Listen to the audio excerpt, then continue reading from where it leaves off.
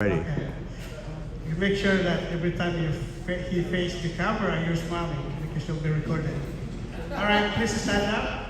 I would like to call our Pacific Deputy, Jesse, to lead us in our opening prayer. In the name of the Father, and of the Son, and of the Holy Spirit.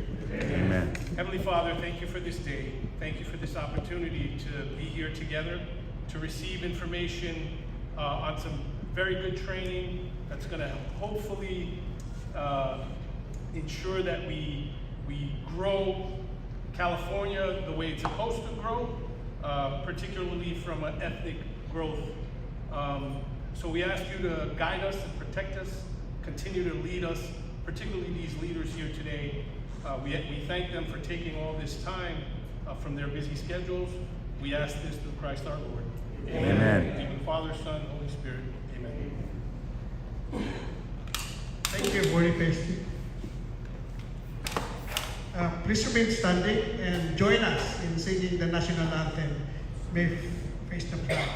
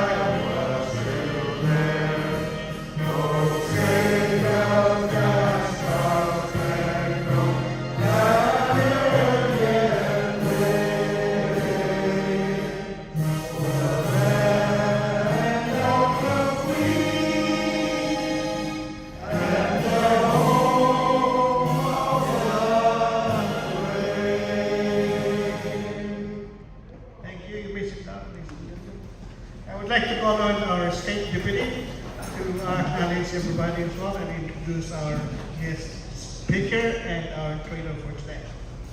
What is State? Thank you, Ray.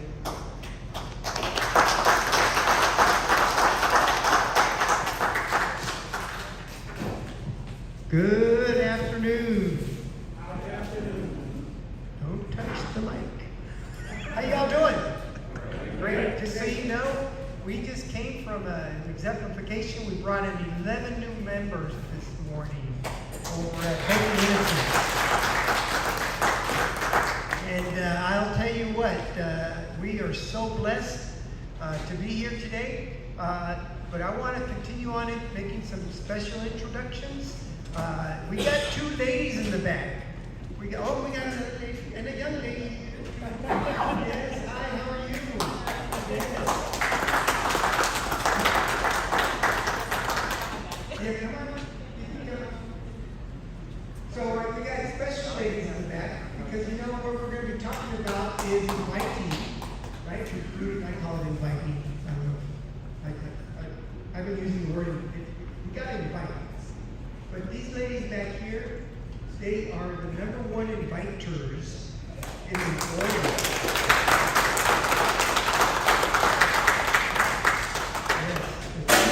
Kish and my mother's wife, Carla. So my brothers, yes, we're here. We are so blessed today.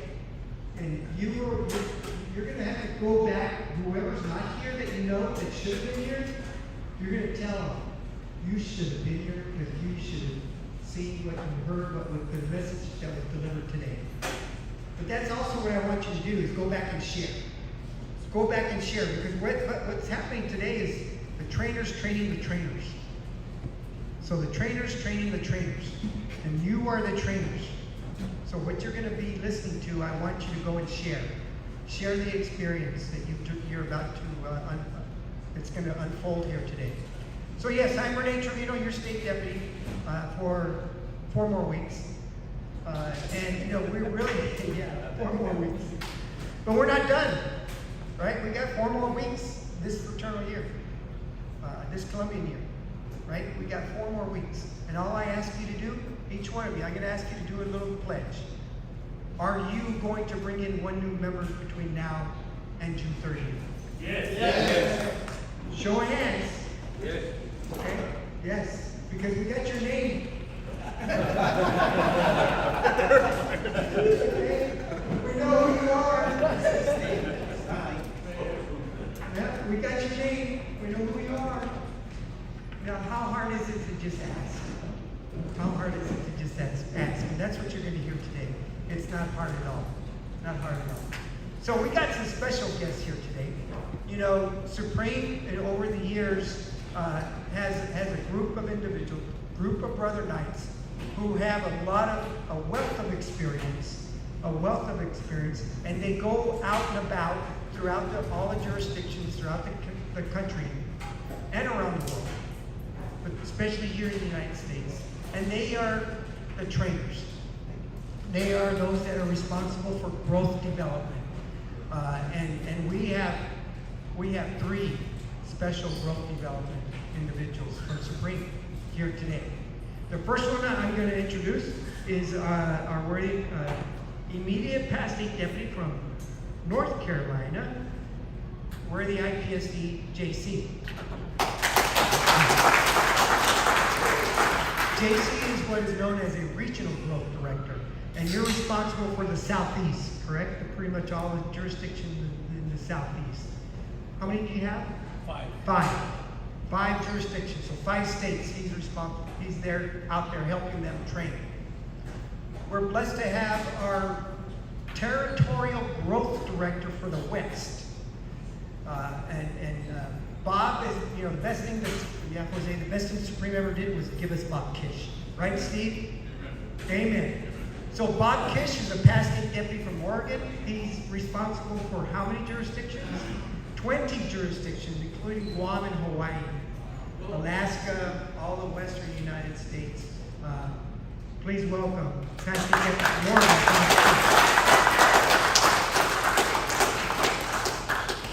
You know, and our state officers have been introduced. I'm skipping you on purpose because we're here to learn also. The most important person that came today for all of you, came for you. He's the past state deputy of Oklahoma. He is in Supreme headquarters. He is the Vice President for Hispanic and Cultural Development. It's my honor and pleasure to welcome worthy Jose Jimenez.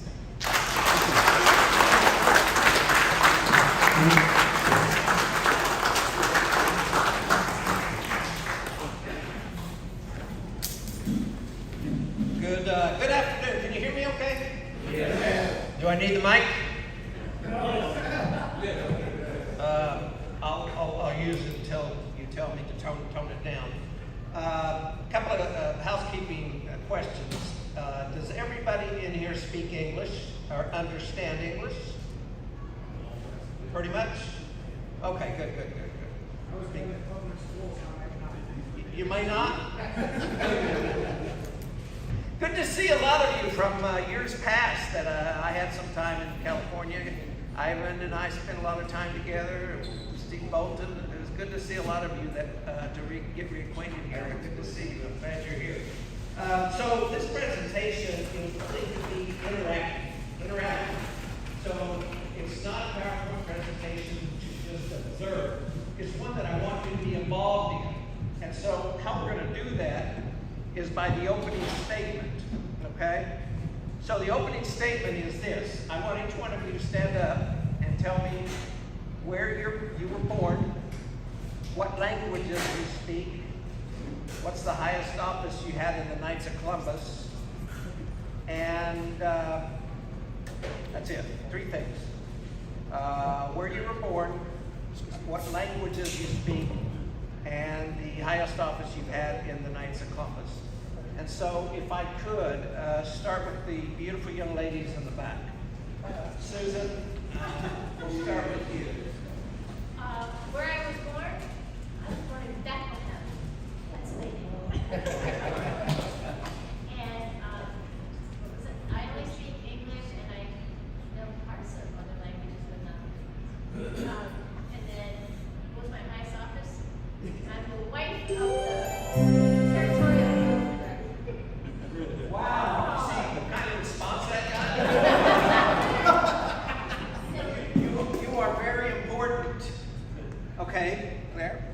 Hi, my name's Carla, and I'm the wife of a state deputy in California, and I speak English only. I sometimes think I understand Spanish, and then I learn I don't. So I do the best I can. Thank you very much. Born where? Where were you I was born? born in Escondido, California. Very good, very good. 2 gentlemen in the back, you're trying to hide, I know that. I was born in Ocean Park, California, and what was the question? What do you speak? Spanish. The home language Spanish, and the highest place Deputy Graduate. Very good, thank you, thank you. Walter Gonzalez, nací en El Salvador, Santa Ana. I speak English trying, Spanish as well, and the highest is the Territorial Growth 9. Okay, okay.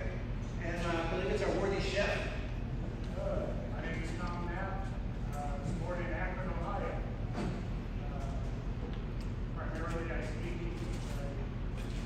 know some Cuban Spanish, so instructed back in Akron. And listen, I can speak fast enough for the Mexican to get in trouble, not understand the word that's being said.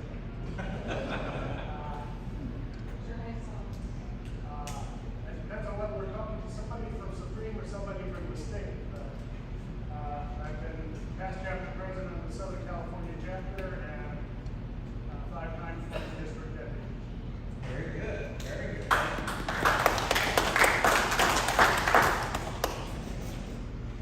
My name is Tom Gray. I was born in beautiful Lakewood, California. Now reside in Downey. Lakewood is the gateway to Downey. I'm a past Grand Knight, current financial secretary, and as of this week, I'm faithful navigator-elect, Assembly 42 in Long Beach. And I speak almost entirely English, but I'm not I can clean up and keep myself in trouble.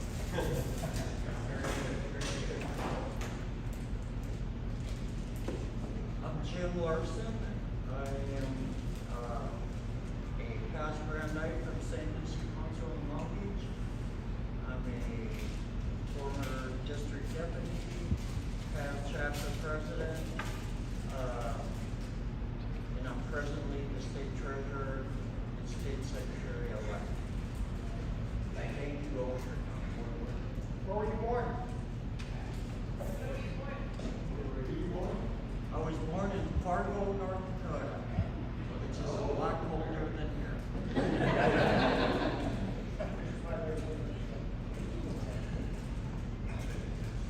I'm Vladimir Rivera. I'm a past Grand Knight, former DD. I'm currently the state warden and the state advocate-elect. I speak English, I speak Tagalog and Filipino. Our language came mostly from Spanish, so I can pick up a little bit of Spanish. Thank you. Where were you born? I was born in the Philippines.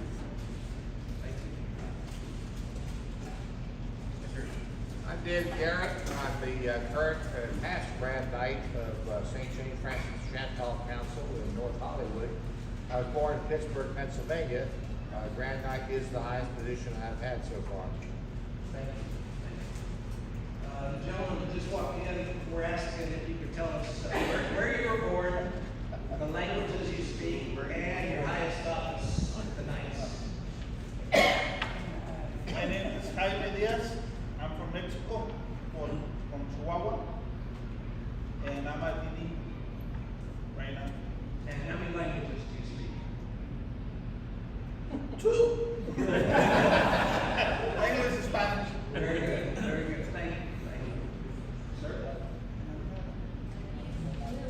call me? Yeah. My name is Oscar Chong. I'm born in Ana, Mexico. And English 20%, Spanish 100%. And your highest office? And what? Your highest office is the Knights Council. Yes, it's not today. You start today. Okay, thank you. Sir? Jose Castaneda. I was born in El Salvador as well, just like the countryman over there. And I feel a legend for the OS agency, and this is the highest position like that. And Spanish is my country. Very good, thank you. Jose Cardenas, born in San Fernando, California. I was told I didn't speak English when I went to school, but now I speak English better than I speak Spanish. And I'm grand knight. Thank you. My name is Greg Desius. I was former treasurer, warden, financial secretary, and right now I'm currently the grand knight of Kish. I was born in the Philippines. My language that I speak English and Tagalog. Okay, very good, very good. Hi, I'm Raymond Mangas. I was born in the Philippines. I can speak Tagalog and English, and currently district deputy. Thank you. My name is Vince Vasquez. I was born in East Los Angeles. I'm the current chapter vice president from Orange and chapter president. Thank you. I speak English and some Spanish.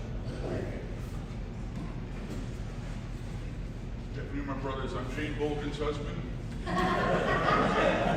Everybody knows Shane. So I was born in Long Beach. I was state deputy a few years back, and I try to speak English every day. Thank you for the state deputy. I'm Chris Alejo. I was born in the Philippines. I'm not a native Tagalog speaker. I do understand when I'm in trouble.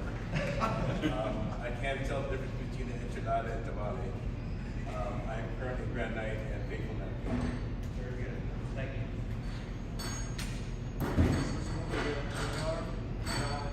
My highest office in the National Club is faithful scribe and faithful recorder. I speak English and I speak Tagalog. I was born in the Philippines. Thank you. My name is Roderick Dizon. I was born in the Philippines, and I speak English and Tagalog. And my position right now is deputy grand knight. Very good, thank you. Good afternoon, brother. I'm Erasmus Cano. I was born in the Philippines, and I can speak English and Tagalog, a little bit Spanish. I understand. I'm currently district deputy of District 100. Very good, thank you. Good afternoon, brothers. My name is Ramon Gesataya, born in the Philippines, and I speak 4 dialects. I speak English, Tagalog, Ilocano, and Cebuano, and 25% Spanish. And currently I'm a former granite and president. Now my current financial secretary. Thank you. Good afternoon, everybody. Art Sanabria. Grew up in La Puente, born in Los Angeles. Grand Knight of St. Teresa of Avila. I speak English, no Russian, a little Spanish. Good. My name is Jose, and I born in Morelia, Michoacán, Mexico. I'm a Grand Knight, and I speak Spanish, little English. Okay, very good. My name is Joseph Villamontes.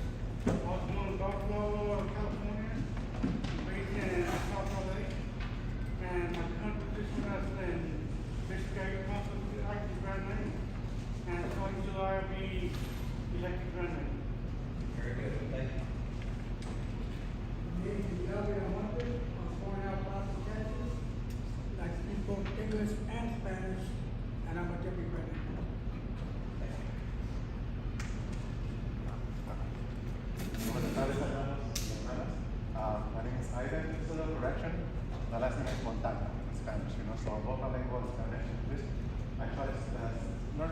Spanish, just start joining WhatsApp groups and join with the locals in Mexico so that way I can blend in and speak a little more Spanish. Thank you, brothers, for coming here. Mexico, Latinos, brothers, for being here. And I was born in Guadalajara. Thank you.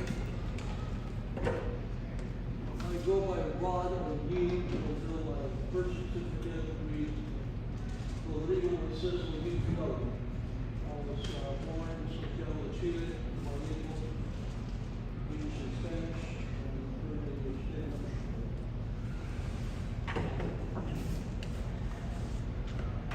Hey, brothers and sisters, my name is Jose Jimenez.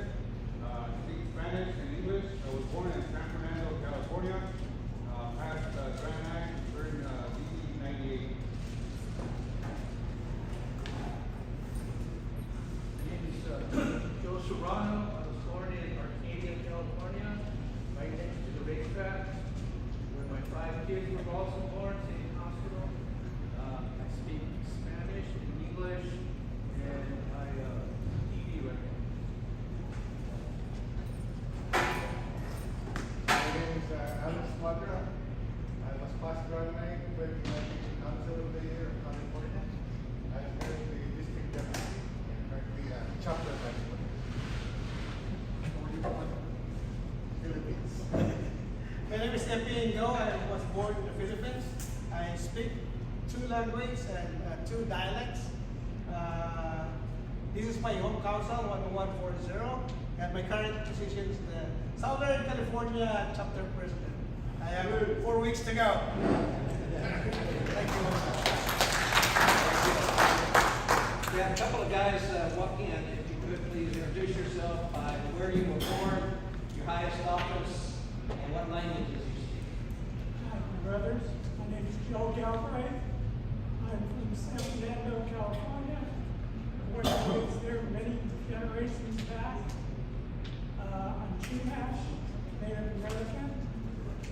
My highest office, well, I was the Southern California chapter president. Currently, I'm the disaster response chairman of the state of California. And I'm speaking. Very good. Thank you. My name is Gabriel. I'm a treasurer of San Athanasios Church in Long Beach. Where were you born? Huh? Where were you born? Mexico. Okay, thank you, thank you. Did we miss anybody? Very good, very good. So the purpose of this, oh, I'm sorry, we did. We missed a couple of guys. Go ahead. Chester. Oh. Hello, my brothers. My name is Brother Chester Paul Savoy, and I was born in Syracuse, New York, officially, although not really.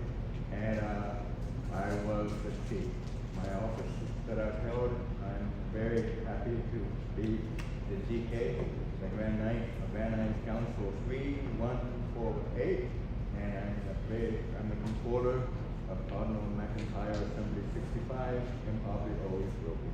Thank you. Thank you. My name is Robert Kish. I was born on Easter Sunday in Bethlehem, Pennsylvania. Seriously, Easter Sunday, Bethlehem, Pennsylvania. Highest office I've held right now is your Territorial Growth Director for the West, and mi español es muy malo, so mostly English.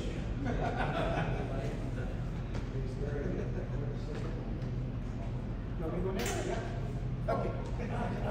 All right, Rene Trevino, born in Corpus Christi, Texas. And moved to San Diego when I was 4, and I've lived there ever since. I'm a former and past everything, pretty much, except soon will be past state deputy. But yeah, it's been a blessing. So thank you. Oh, language? English and poquito español. Very good. Thank you. Good afternoon, brothers and ladies. My name is J.C. Ryer. The highest office I've held is a state deputy. I was born in New York City to Haitian immigrants. I'm first-generation American.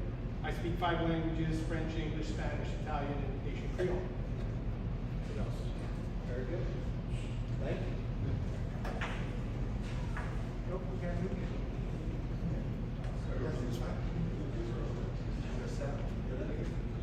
Would you please introduce yourself by where you were born, your highest office, and what languages you speak? Oh, yeah. Thank you so much. Okay. Good afternoon to everybody, Brother Rights. My name is Brother Oscar Tamuzi. I came from the Philippines. Okay. Yeah, I live in Glendale.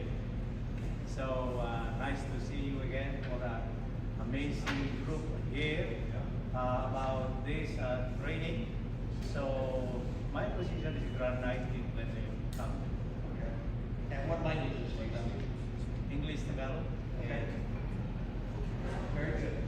Very good. Thank you so much. Thank you. So, my name is Jose Jimenez. I was born in Mexico City. My family moved to the U.S. when I was about a year old. My highest office was State Deputy of Oklahoma for 2 years. And I speak Spanish and English, both. So the purpose of this was to kind of get to introduce and learn from you all, you know, the different backgrounds that we have, and the different backgrounds everybody comes from, and the diversity that we all have to share. You know, just in this room alone, we probably have, you know, thousands of hours of Knights of Columbus leadership. So that's incredible. And now we want to do this presentation, this training, this workshop, so that you all will take it back and teach others. But more importantly, so that the Knights of Columbus in California will grow. That's the intent. We want California to grow. We want you to have the tools, the best practices, the resources, so that we can help you with that. So, any questions before we get started? Everybody knows the restroom's right here, out the door. Okay, very good. So,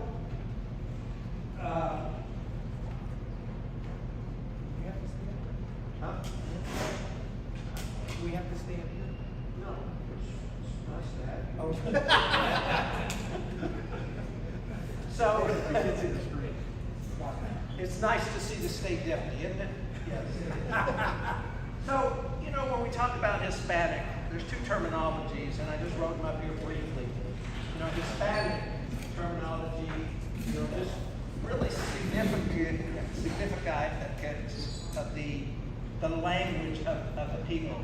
You know, everybody is that speaks Spanish is what we consider Hispanic. That's what the government took on. That's what a lot of the other agencies took on. So we use that term pretty broadly as Hispanic. But the language that a Hispanic speaks is Spanish. And so that's a distinction. There's a distinction of the language. Hispanic is a person, a place, a council. Spanish is the language that they speak.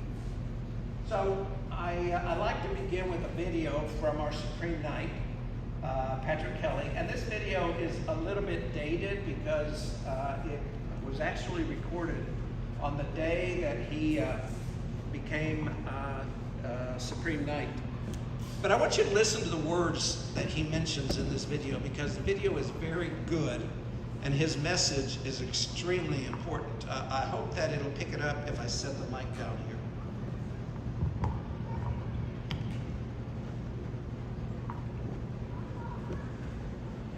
My brother Knights, it's an honor to address you for the first time as your new Supreme Knight. I will have many opportunities to discuss the future of the Order in more detail in the coming months, but on this, the first day of my service as Supreme Knight, I wanted to offer you a word of thanks and to speak to you briefly about our shared mission. Let me begin by saying something about where I come from and why it is such a privilege to serve all of the 2 million men who share our name as Knights of Columbus. I am a third-generation Knight. My grandfather joined in 1915 before he left for World War I. My father was a faithful member of our parish council up until his death. And I joined the Order in 1983 as a college Knight, and I became more and more involved in the Order during my 2+ decades of military and public service. Since then, I have served as Grand Knight, district deputy, state deputy, vice president for public policy, and most recently as deputy supreme knight. At every stage, I have seen how the Knights of Columbus is set apart and set above. We have what men need. We are what men want. A community of purpose, brotherhood of faith, force for good for the things that matter most. We offer the opportunity to become the kind of men who can change the world. We are bound together by charity, unity, and fraternity. And by standing together, we will continue to make a difference. For nearly 140 years, we have been caring for families, serving those in need, and defending our faith. For nearly 140 years, we have been inviting men to become the disciples of Christ and the men of virtue whose witness can change our communities. As Supreme Knight, my goal is to help us deepen and widen the Order's impact, to empower you to do more for more people in more places, to inspire more men to lead lives of charity, unity, and fraternity. It is a blessing to follow in the footsteps of an extraordinary leader. For 20 years, Supreme Knight Carl Anderson led the Order with distinction. Under his tenure, the Knights set record after record in membership, charity, insurance, and more. He marshaled our strength to defend the right to life and religious liberty from North America to Europe to Asia and the Middle East. Quite simply, under Carl Anderson, the Knights of Columbus moved forward on every front. We owe him a profound debt. I speak on behalf of every member when I say, thank you, worthy Supreme Knight Anderson, for 20 truly outstanding years of stewardship and leadership. The secret to the success of our Order is in our founding. And this past year, we had the privilege of celebrating the beatification of our founder, Blessed Michael McGivney. His beatification is a testimony to the relevance of our mission to this day. During the beatification Mass, our continued relevance struck me in a vivid way as I watched young Mikey Shackle, the boy who was miraculously healed through the intercession of our founder, walk into the sanctuary of the Cathedral of St. Joseph in Hartford to present a relic of Father McGivney to Cardinal Tobin, the representative of Pope Francis. As I witnessed Mikey, full of life and joy, I thought, here's why the world needs the Knights. It needs to be reminded that every human being is a unique creation of a loving God, that every human being is worthy of dignity and respect. It needs to recall that every family deserves protection and help in order to thrive. And the world needs men of faith and virtue, offering their gifts to God and to one another. It has been said, where there's a need, there's a night. And today, the needs around us are truly great. In a time of suffering and want, we need acts of charity. In a time of division, we need a sign of unity. And in a time of isolation, we need a testimony of fraternity. That is who we are as Knights of Columbus. That is what we bring. My goal as Supreme Knight is to strengthen our witness, or better, to help you strengthen our witness. Brothers, it is your work every day, in your families, in your parishes, in your communities, that is making a difference. One of my top goals in the first year of my service, once travel is more possible, is to come and witness firsthand your work and the impact you have on the world. The strength of our Order is our councils and the work you do at the local level. Thank you for saying yes to being a Knight and for carrying the vision of Father McGivney into your community, even in the face of personal sacrifice. Thank you for stepping into the breach. These times demand that we be bold and daring, that we meet the challenges before us head on. I look forward to walking this road with you shoulder to shoulder. You have dedicated so much of yourself to this work, and so have I. This is what makes us more than friends. It makes us brothers. This is the great strength of the order. So let us go forward with courage and faith in memory of those who have gone before us and for the sake of those who will join us. As we continue this journey together, I pledge to support you and pray for you. And I know I can count on your prayers and support in return. May Blessed Michael McGivney intercede for us and the order we love. And may Our Lady of Guadalupe guard us as every day we step into the breach. Thank you. Viva Jesus.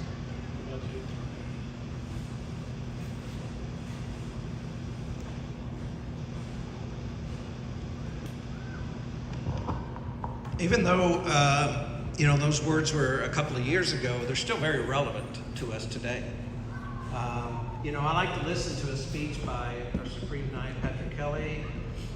It used to be our past Supreme Knight, Carl Anderson. And I love to pick out words that they say. Something that I can use in a speech, or something that I can use to talk in a presentation. What did you all pick up out of there? Anything in particular? Where there's a need, there's a night. Absolutely. Where there's a need, there's a night, right? We know that because we live that.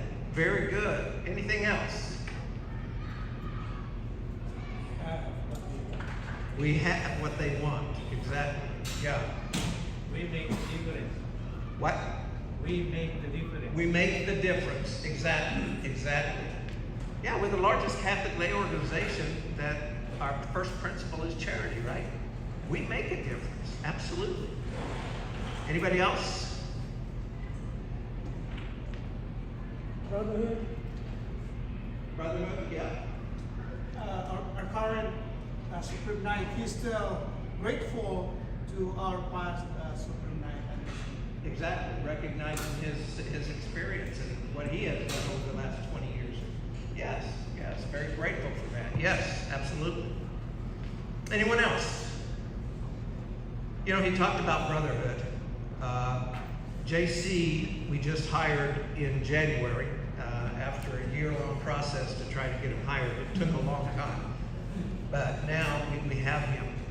The first day that JC went out on the road was a difficult day, and I want him to explain what happened on his first day in the field and what kind of experience he felt from that. So, JC, if you don't mind. Sure. Thanks, Jose. So I was visiting with some leaders in another state, one of the states that I'm responsible for, and we were in the car. We were having some very good, engaging conversations. We were on our way to what they had like regional meetings, so it would be like a chapter meeting. And so the state deputy was driving, I was in the front seat, and the state membership director was in the back seat. And we were having this real good conversation, like I said, and suddenly the state membership director received a phone call. And I felt, he didn't tell us what it was, but I felt like the mood kind of, I don't know, something just happened. It felt kind of weird. So we had about another 20, 25 minutes of journey to where we were going. And when we got there, I was like, what is going on here? There was men standing outside directing the state deputy where to go. So initially I was thinking, wow, this is pretty cool. He gets like red carpet to where he needs to go park. That wasn't it at all. Gets out of the car, I recognized a past state deputy that I had served with, and we hugged, and I said, what's going on? And he says, so-and-so just lost his son. But he mentioned the name, but I didn't recognize that it was the state deputy, because I mean, there's other people named, let's just say, Jose, right? He said, Jose just lost his son. I'm like, Jose? He's like, yeah, Jose. And it went downhill from there, but at the same time, I witnessed with my own eyes the fraternalism, the fraternal bonding, right there, right before my eyes. This is the first time not that I ever met these guys, but that I met a lot of those leaders, And here we are, we're going to go through some serious grieving, but kind of like forced grieving. Does that make sense? But what a true display of fraternalism and a true bond. And that's one of the reasons, thank you, Jose, for allowing me to share that. That's one of the reasons that I love the Knights of Columbus. I loved the Knights of Columbus before that. As they say, I drank the Kool-Aid a long time ago. But I actually got to share a personal event with the entire state, including the state deputy, and it was his son. So, thanks, Jose. Thank you, JC. And that's a fraternal bond that we are lucky to be a part of, right? That's what really makes us brothers in this fraternal organization. We're there to lean on, and just like our Supreme Knight says, we're there when we need to be there. So that's very important for us to know. And I bet every one of you all could have similar situations or stories that you all have witnessed with other Brother Knights here in your areas. But it is a testimony of what we are and what we do. Very important. So now I'm going to move to the why is membership recruitment important here in California. Why is membership recruitment, Hispanic membership recruitment important? Can anybody tell me? 50% of the population are Hispanics. 50% of the population is Hispanic. I think that's a pretty good answer. That deserves something. Yeah. Oh, by the way, I brought a little bag of goodies to give away. So JC, if you want to help me out, if you give a good answer like that, you deserve a prize, right? And ladies, you can participate too. So.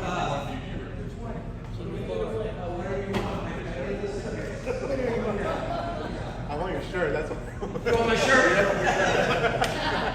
Well, I'll tell you what, I almost didn't get my shirt. My bags did not follow me into LAX. They told me last night they were going to deliver them, but they didn't. And I had to send my bodyguard, JC, into the baggage line to go collect them this morning. And I had my shirt, and I had his shirt too. So he wanted to make sure that we had it. So you're lucky. All right, excellent. In the bag, we also have some Viva Jesus books also. But anyway, why, right? 50% of the Hispanics we have 50% of the Hispanics here in now. Now, when we say 50%, go ahead. Because we live behind, we're not paying attention to the community, and they are good potential brothers to our fraternity. Absolutely. We're missing out on some good men that we haven't invited, right? And it's our job to invite them. We have to make sure we do that. And how do we do that? We have to reach out to them. We have to open our, we call it our comfort zone, and step out of our comfort zone. Yes. You have a lot of Catholics are Hispanic. A lot of Hispanic are Catholics. Exactly. A majority of Hispanics are Catholic, and so that in itself is very important, right? Because we are the largest diocese in California, in LA. The largest diocese in the country is LA? I believe that. Yeah. So when we talk about the opportunities and the why, we know, right? You all know that. I don't have to share that with you, but I have a few statistics here that I will share, because we do know that that you have the greatest opportunity for that. So as you said earlier, you know, the population in the U.S. is almost 61%. This is since 2019. So the Hispanic population in the U.S. is just growing tremendously. And we can look at different studies in different ways. This is a very interesting projection, and this is 2021 numbers. In the U.S., from 2016 to 2021, the white population went down 2.4%. Now the interesting factor here in the Catholic population, in the white, it went up 1%, which is a surprise that it did go up. and they're claiming that there's about 20% of Catholics in the white population. The Hispanic population in 2016 to 21 went up 90%, and then 16 to 21 went up 3.1% larger. So we're at 50%, like you said, in the U.S. In the Hispanic population growth. Now, the Black, Native American, African American grew at a 5.2, and the Asian grew at 13.3.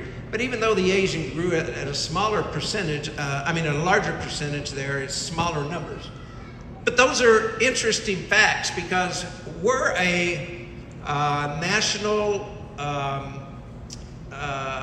what are we, a Forbes 1000 company in the Knights of Columbus, that if we want to be successful, we have to know who our audience is. And our audience are Catholics. That's who our audience is. So it's estimated in the U.S. that we have about over 77 million Catholics in the U.S.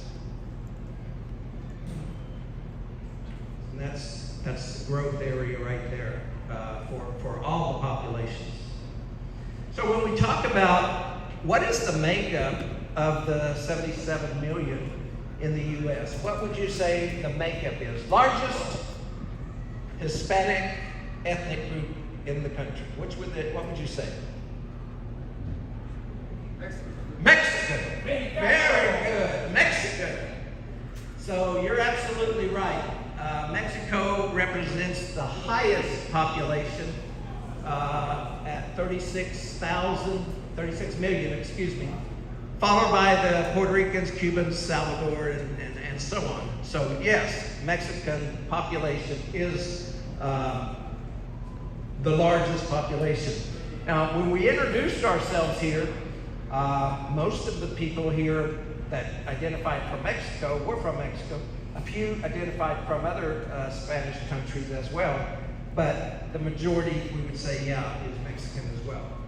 So, I like to look at the Hispanic population in 3 levels. 3 levels. So the first level is the Hispanics who speak predominantly English. Maybe they have the surname of a Spanish surname, but over the years, maybe they've adapted to the English language more so, and they don't speak the Spanish as well, right? We all know people like that here, okay? You talk to them all the time, think you can talk in Spanish, and the guy's clueless, right? But many of those Hispanics, even though they don't speak the language, they still have the culture, right? They still have the culture. They want to have the parties. They want to have the food. They want to have, everything that the Mexican culture has. So that's the first 1/3 that I identify. The second third is Hispanics who speak both languages. Many of you in here, bilingual, Spanish. You speak Spanish, you speak English. And like myself, I could or you could belong to a Spanish council or an English council, whichever one you would prefer, right? And that's the second third of the population of Hispanics. And then the last is the predominantly Spanish-speaking members who don't speak or very little English. So that's why we have this broken up into 3 different categories. And the reason for that is because, as I said, the first category, English council, is perfect. Second council could be a bilingual council. It could be in English. It could be in Spanish. But the third 1/3 probably needs to be a Spanish council or a Spanish roundtable for it to succeed and for members to join. That's the way I divide up the Hispanic population. Anybody have any questions on those numbers? Now, surprisingly, at the Supreme Council office, the only thing that we can identify as Spanish-speaking members, Hispanics, are by the language that they choose. So even though we know we have thousands of Hispanics in English councils, we can't quantify them because all we have is to do so is if they ever mark Spanish as their primary language. All right, so now we're going to focus a little closer to home. Los Angeles, who's from the Los Angeles Diocese? Okay, good. So these are the numbers from the Los Angeles Diocese. That was a survey done by Encuentro in 2016. What you can see here is this is a pie chart in green that identifies at home what is the primary language that they speak, this being Spanish. So you can see here that that's probably about 80% of the Hispanics in the Los Angeles Diocese speak Spanish predominantly.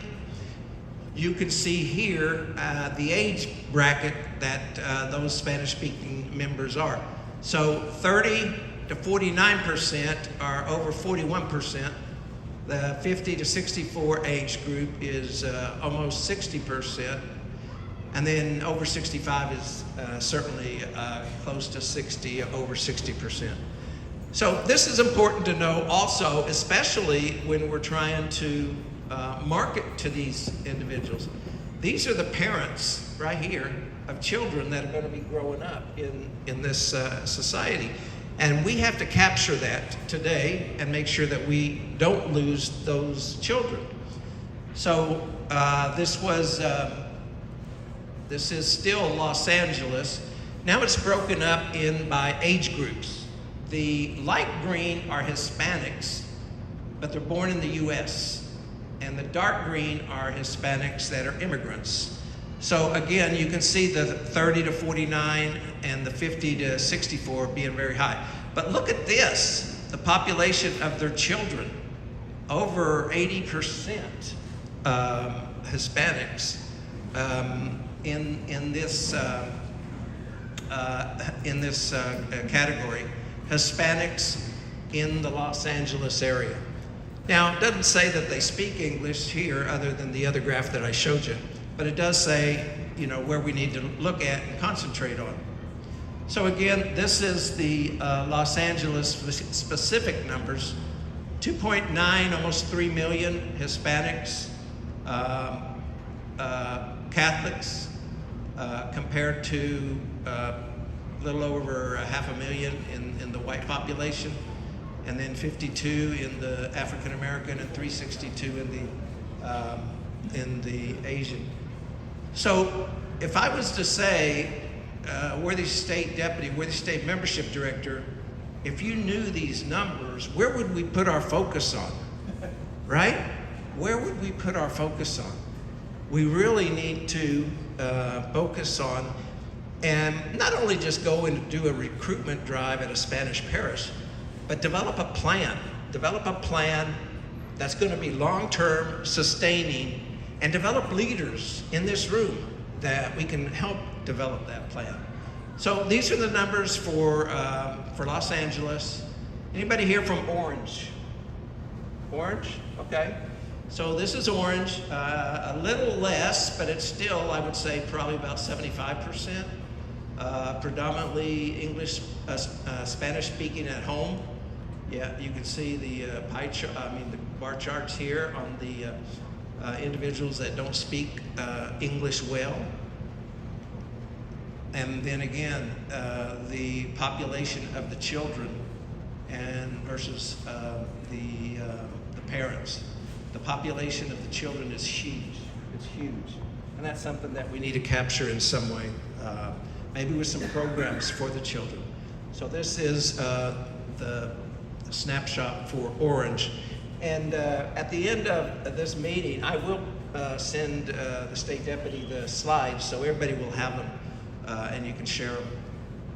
So again, this is Orange. You can see the population of Hispanics in Orange, 583 compared to 236 in the white population, and 3.5 in the African American, and 147 in the Asian, which I'm going to say that's probably, I don't know, but maybe a lot Filipino.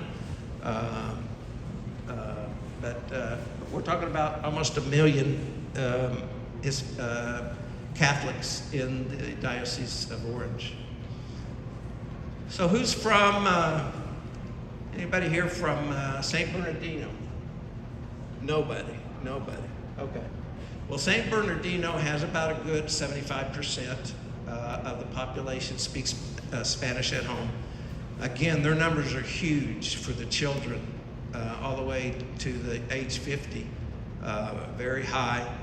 And then 1.26, 1,260,000 in the Hispanic population, compared to 242 of the white population. So in total, 1.607. So again, where do we need to focus, and where can we help our jurisdictions? So with that said, a little overview of what we have in the U.S. We currently have 389 Spanish-speaking councils in the U.S., 10 Spanish-speaking councils in Canada. We have over 22,500 Hispanic men in those councils, and about 100, probably a little over 100 Spanish roundtables at this time. So that's what we have with the current Spanish councils in the U.S. Now, who's the largest Spanish councils in the U.S.? Can anybody tell me? Who has the most Spanish councils in the U.S.? What jurisdiction would that be? California, absolutely. California comes in with 77 Spanish councils in the U.S. Very good, very good. And it's followed by Texas. And Texas has 50. California has a big lead. And then Florida has 39, and then followed by Illinois with 25, and then New Jersey 14. But no doubt about it, California has the biggest, largest Catholic councils, and they go back a long way. I think they go back, the original one goes back to the 20s. So it's good that you all know that, and you all have been developing that. So now I'm going to present you with, you've probably seen this before, and it's a video. And like I said, I'm going to share all the PowerPoint and all the videos with you so you can use them at your district meetings, at your council meetings, wherever you need to. But this one you've probably seen before. This is in Spanish. It's called The Power of One.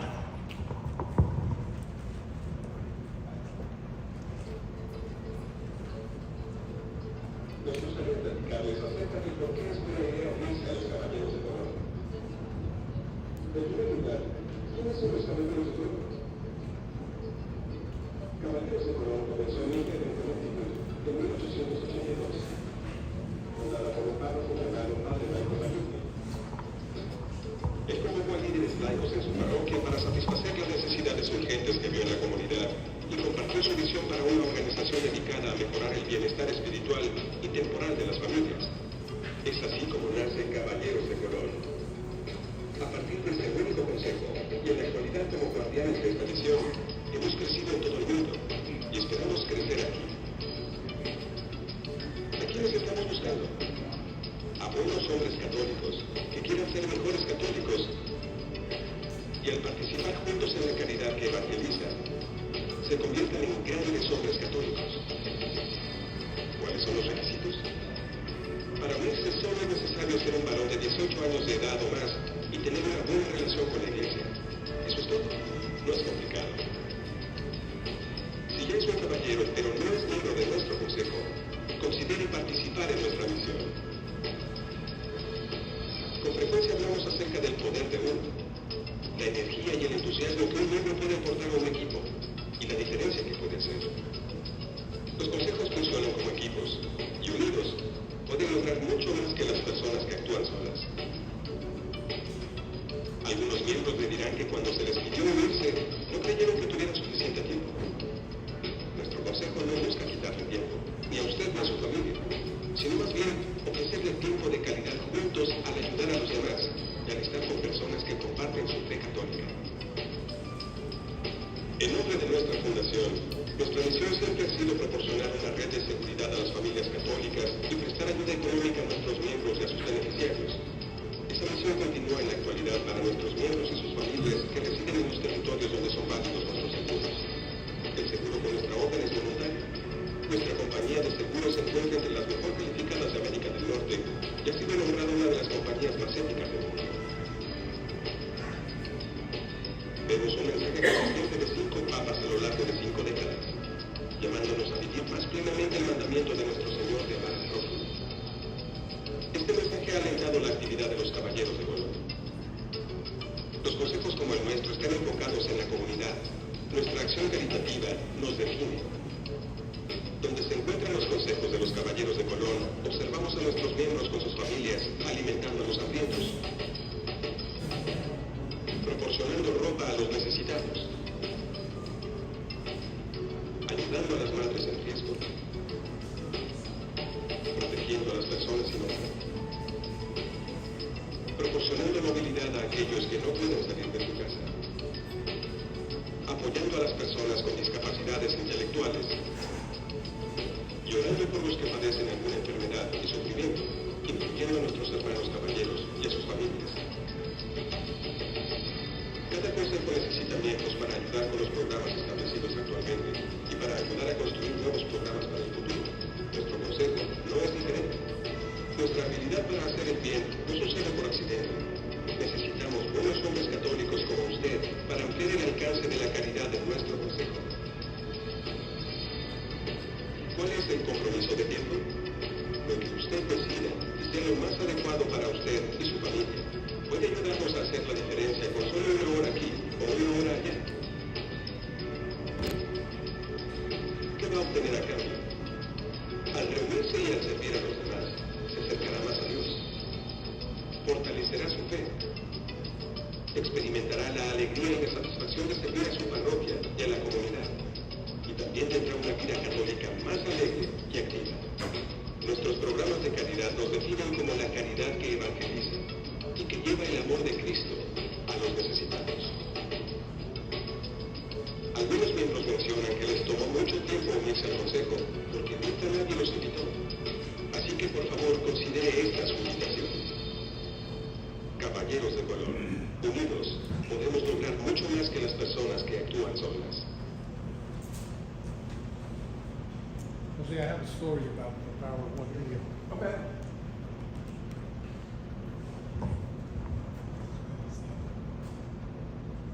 This one? Yeah. I have a little story about the power of one video. I was taught, we were at dinner last night and I was telling the state deputy and Rodrigo how it took me about 10 years to decide that I was gonna go through the chairs, you know, the state officer chairs. So for 10 years I was considering the diaconate. And the guys from the state that would always come see me, oh, come on, you need to put your name in, blah, blah, blah, blah, blah. So I guess like year 10, when I saw this video the first time 11 years ago, it was a serious impression on me, or it left a serious impression on me.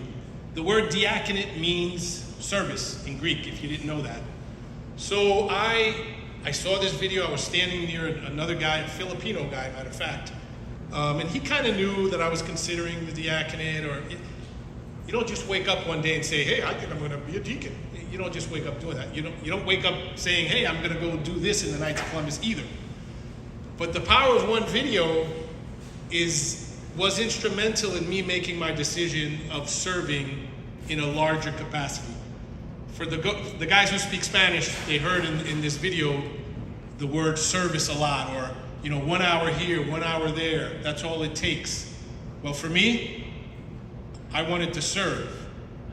And that's all I wanted to do. And what it made me realize was I don't need to be ordained. My hands don't need to be ordained to continue to bring Jesus, if you heard it in the video, to bring Jesus to the people and places that need him most. I could still do that in the capacity of the Knights of Columbus. So just little old me, obviously I wouldn't be in this position that I'm in right now had I not done all of those things. So that video is pretty powerful. Get it in whatever language it's available and broadcast it to as many people as you can. That's my little testimony. Witness Thank you. And I think he did find his calling, which is working for the Knights of Columbus and evangelizing, but also doing the charitable work. So the purpose of this meeting was to explain the importance, the why of Hispanic recruiting, but it's a little bit further than that. You know, we're going to explain the why. We're going to talk about best practices. We're going to talk about do's and don'ts. But we really want to identify parishes where we can go out and do recruiting this afternoon and tomorrow. And I think we have at least 4 parishes that I know of that are identified. But what I want you all to think about while you're here, while you're listening to the presentation, what role do you want to do in these recruitment drives? What role can you help with in these recruitment drives? And we'll go through some of those, and we'll help you identify something that would be beneficial for you. But I want you to look at it from that perspective. Look at it from, what can I do? What are my talents? What are my capabilities? And what will I be willing to volunteer either tonight or tomorrow for a recruitment drive? So let's move into identifying parishes of opportunity. So there's a lot of ways to identify parishes in the different dioceses that you all work with. When we talk to a pastor, we want to explain to him all the spiritual evangelization programs that we currently have. And this is important because a lot of our pastors don't know that we have Catholic Information Service, and we've had it for many years.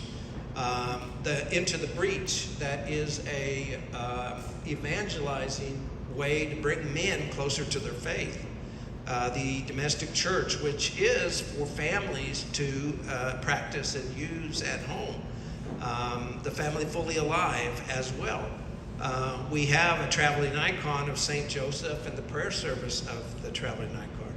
The Eucharistic celebrations that are ongoing as well. And then the last one is the core meeting, which I don't know if you've heard of, but that's a new program that Supreme has come out with, and we'll talk about it a little bit later. I'm sorry, it's not a program. It's a new faith formation for the Knights of Columbus. So these are some of the things that we want to talk to a pastor when we go to visit with them. So it's very important that you become knowledgeable about these so that you can speak with him in reference to what they are. And so identifying a parish that we want to do, of course we want to focus on the pastor's needs. First thing we ask him is, Father, what is it that you need here at the parish that the Knights of Columbus can help fulfill? You know, is it a men's ministry? Is it a men's club? Is it a men's work Saturday? What is it that you need that the men of the Knights of Columbus can assist with?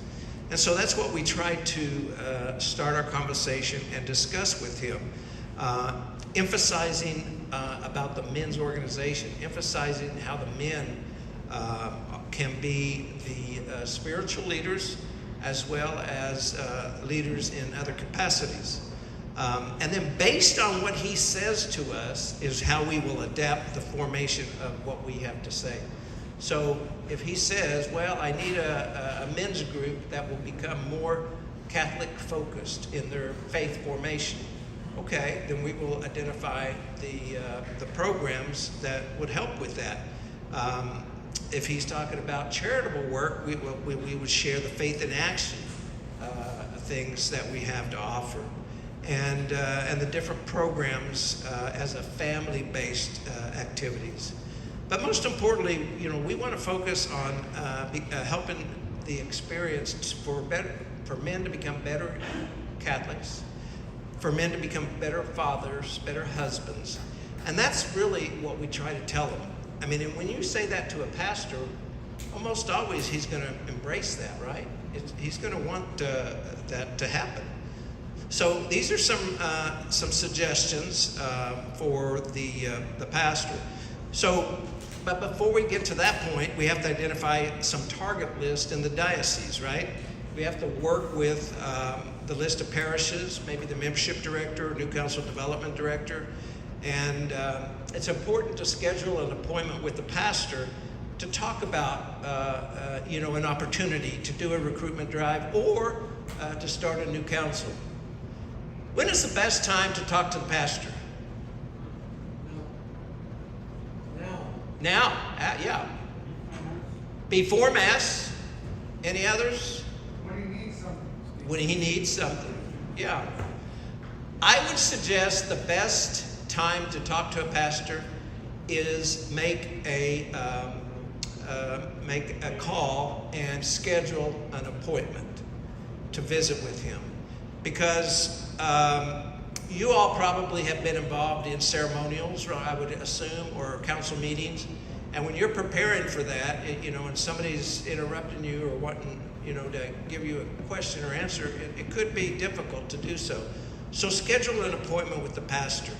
And first thing I say, if you're in the neighborhood, ask the pastor if he's available now. But don't pressure that. If he's not available, then schedule something. So that you can talk to him about the Knights of Columbus in general. So we also have, from the Supreme Council, this is a target list of parishes. I believe this is in the Los Angeles area. This may not be current, but it's the best we have currently. And this is Knights of Columbus parishes in the Los Angeles area. And over to the right, it lists the number of families that were reported in there. Now, this list actually has no council affiliation that we know of. Maybe they do now, but we don't know that. So this is one of the first places that we use as a guide. Now, I'm from Supreme, and this is, Supreme's office paperwork, but I don't know the field. You all do. So giving you this list and asking you to go over the list and review it, that would be better for us and for you as well. So we call this a diocesan listing, and we have it for every diocese, and your RGD can provide that for you if you're wanting that. So then we talk about planning, right? Planning for the visit, planning your week. Church drives are done on what days? Sunday. Sometimes Saturday. So, yeah, Saturday or Sunday, church drives. You could do a church drive during the week if they have a special event for a weekday mass or something, yeah. But most generally, we work on church drives. We do Saturday and Sunday. During the week, we do planning. We travel for myself or others. Thursday, Friday, Saturday, Monday, and Tuesday. That's kind of our plan. Come in before, get things started, do the church drives on Saturday, Sunday, maybe Monday night for an informational event or a ceremonial. So that's kind of our planning and something that might help you as well.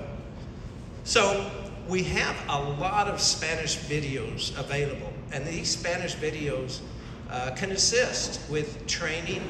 They can assist with different types of interaction with Spanish-speaking members, even the clergy. I'll give you an example. I was in another jurisdiction a year ago, and we did a great pulpit announcement on Saturday. I thought it was great, but nobody in that church stopped by, was interested in signing up at all, or even asking a question. So I felt like a failure, and I thought to myself, what happened? What did we miss? So Father really wants a council there, so he was very supportive of anything we asked him. So I said to Father, Father, we had a terrible recruitment drive on Saturday. This was Saturday night. I said, can we change it tomorrow on Sunday? And he goes, what do you want to do? I said, would you let me play a video in the church before you dismiss the congregation? And he said, yes. So before Mass was over and he gave the final blessing, he let me present a video of the Knights of Columbus. And after Mass, we had 20 people interested in joining the Knights of Columbus. So if you fail in one direction, think about how you can change it and do something different. You know, if you fail once, don't go back and fail again in the same format. Change it up, right? Change it up. I'm sure these guys are dying to know which video you show. They are, and I'm going to show it to you here shortly. It's called an overview of the Knights of Columbus. We've made a lot of Spanish videos over the last few years, and we're very happy about that. So all these are available. We're going to have these loaded in the Spanish website so they're accessible and you all can use them. So in addition to that, here is just a sample list of different promotional brochures, books that can be used. We have some with us. The Guide of Recruitment in Spanish is very helpful. The prayer cards are very helpful. When we do a church drive, and this is what I recommend, and I think we brought enough prayer cards for everybody to use, hand everybody that walks in the door a prayer card. Everybody. That kind of opens the door that the Knights of Columbus are present. And then someone will give it a pulpit announcement, and then we'll be at the doors after Mass to talk to people about joining the Knights of Columbus. So that's my recommendation. It works well. And so we have plenty of prayer cards here, so you all can take them back to the different parishes that you're going to be working at. So when we do a parish visit, you know, we pick a date to speak with the pastor, preferably in his office. If lunch works for him, that would be great too. Pastors have to eat lunch, and that's a good time to meet. Notify the state deputy of the intent to form a roundtable or a new council with Form 133 and 2629. That's very important that the state council know. And I would almost even suggest that you notify the state deputy or the new council development chairman in advance of your meeting with the pastor. And then contact the new council development chairman and the general agent or the field agent in that area as well. Maybe he can go with you and discuss the opportunity with Father. And field agents are great. We don't have any in here with us, do we? Oh, yes, I'm sorry. Okay, I love field agents. Did I say that? I love field agents. They're great guys. And I know this guy is great because I've worked with him before. But we have some field agents that like to take it on their own to, you know, sign as many Form 100s and hold on to them. And then what happens? Nobody knows where the Form 100 is. This happened to me recently. So what I had to do, I was at the state convention. I met with that field agent. I said, where are the 31 forms that you're holding? And he said, oh, I've got them in my office. Well, that doesn't help anybody. I said, put them on a roster or a spreadsheet and send it to me. 2 weeks later, he didn't do it. So when I sent him an email from the Vice President of Hispanic Development, and I copy his general agent, he responded. So he did send me all the names and all of the contact information. But sometimes the field agents get busy. I know that. They get busy, they get calls, they have to be involved. So somebody in the fraternal department, preferably a district deputy, should maintain a copy. Whether it's snapping a picture from your cell phone, putting it on a little Excel file, something before you let anybody else take those Form 100s. Yeah, thank you for that. Is there a better way of doing that rather than using a Form 100? Good question. Is there a better way to use? QR code. You can't answer. QR code. QR code. Yeah. All right, I'll give it to you. All right. Does anybody know what QR code means? Yes. Look at you guys. California's rocking. No, I don't know. I'm not sure how they do things back east, but out here in California, try to bring them in online first. Now you got it. All right, I'll give you one. Fine. Hey. Yeah. I actually do business cards for living as well. And in my nicest Columbus card, I have the QR number right here. Oh, okay. And also the stickers on your phone. Oh. It's easier than the button. Okay. And the business card, you give it to them. Right Yeah. there. Do you sell them? What? The business cards? Yeah, that's what I do for Okay. I live in promotional products. Okay. So he's got business cards for you that are available.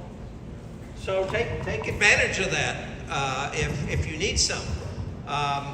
Supreme also has a similar little business card that you can put your council number, I think your proposer number as well. But online membership is where we're going. Form 100s are almost becoming obsolete. And why is that? Why is that? Internet, yep. Younger people don't know how to sign their names. Younger people don't know their It's more convenient. More convenient, yeah. Papers get lost. Quicker. Papers get lost, absolutely. So yes, anytime you can do, sign somebody online, that is instant. As soon as he confirms, he's a member in the state of California. That's instant. So yes, we're trying to move to online membership as best we can for that purpose. It's instant.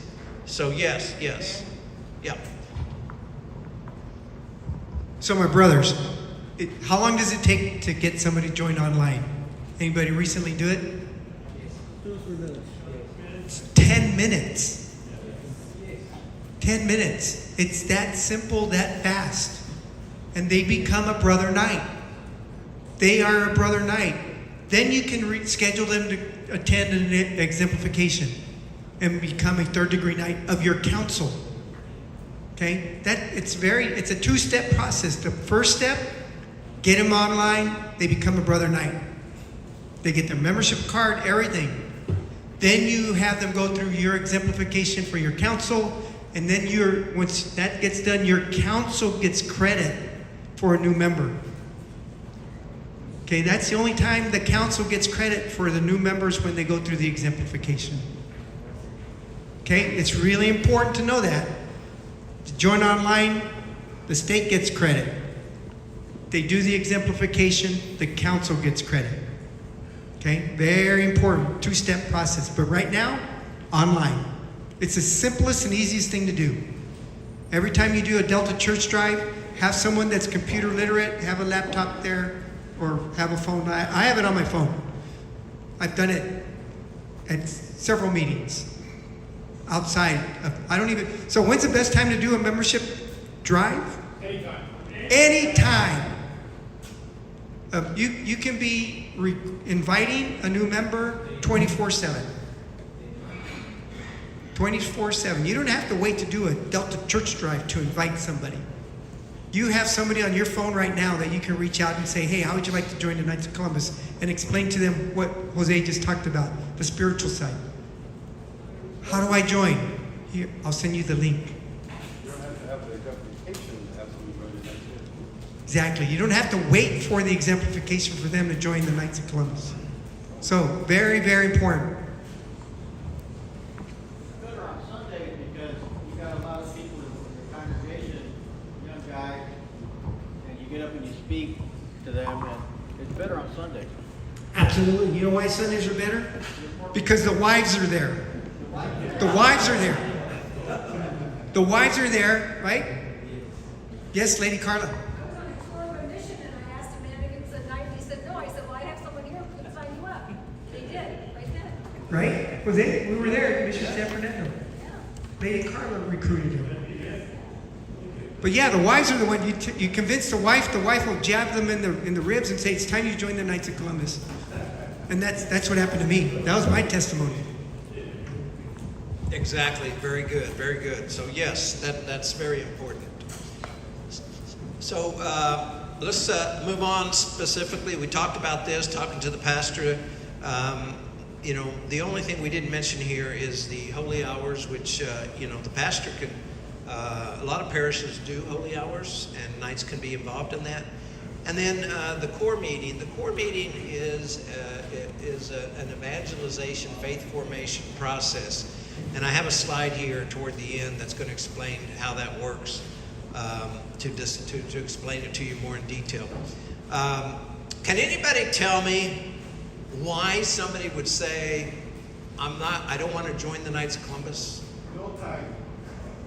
No time? What else? I can commit 100%.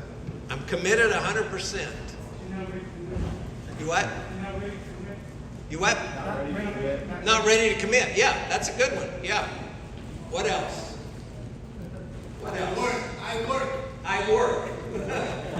Yeah, we all, right? Anybody else? I have to ask my wife first. I have to ask my wife first. Smart man.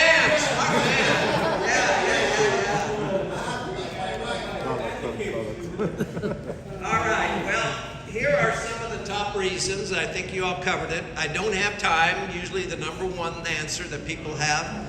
So how do we answer that? Find time. You know, Carl Anderson did explain this in a very nice way.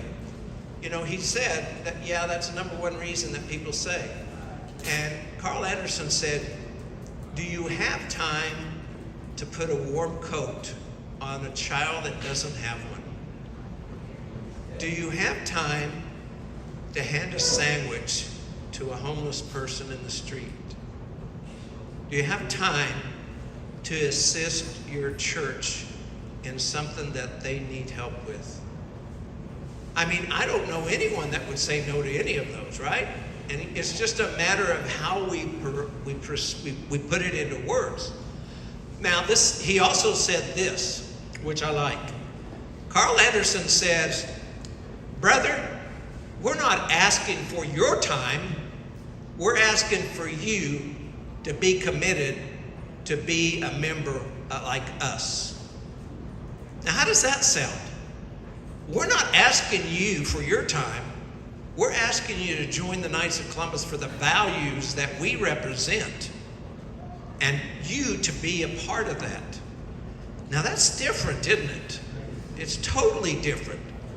Now, I think the person you're talking to would have to think about that and, and really decide, why would I not, right? I believe in what the Knights of Columbus do. I believe in my Catholic faith. Why would I not join? So that's another thing that he said. So yes. So next is I belong to other ministries, right? How do you answer that? I belong to other ministries.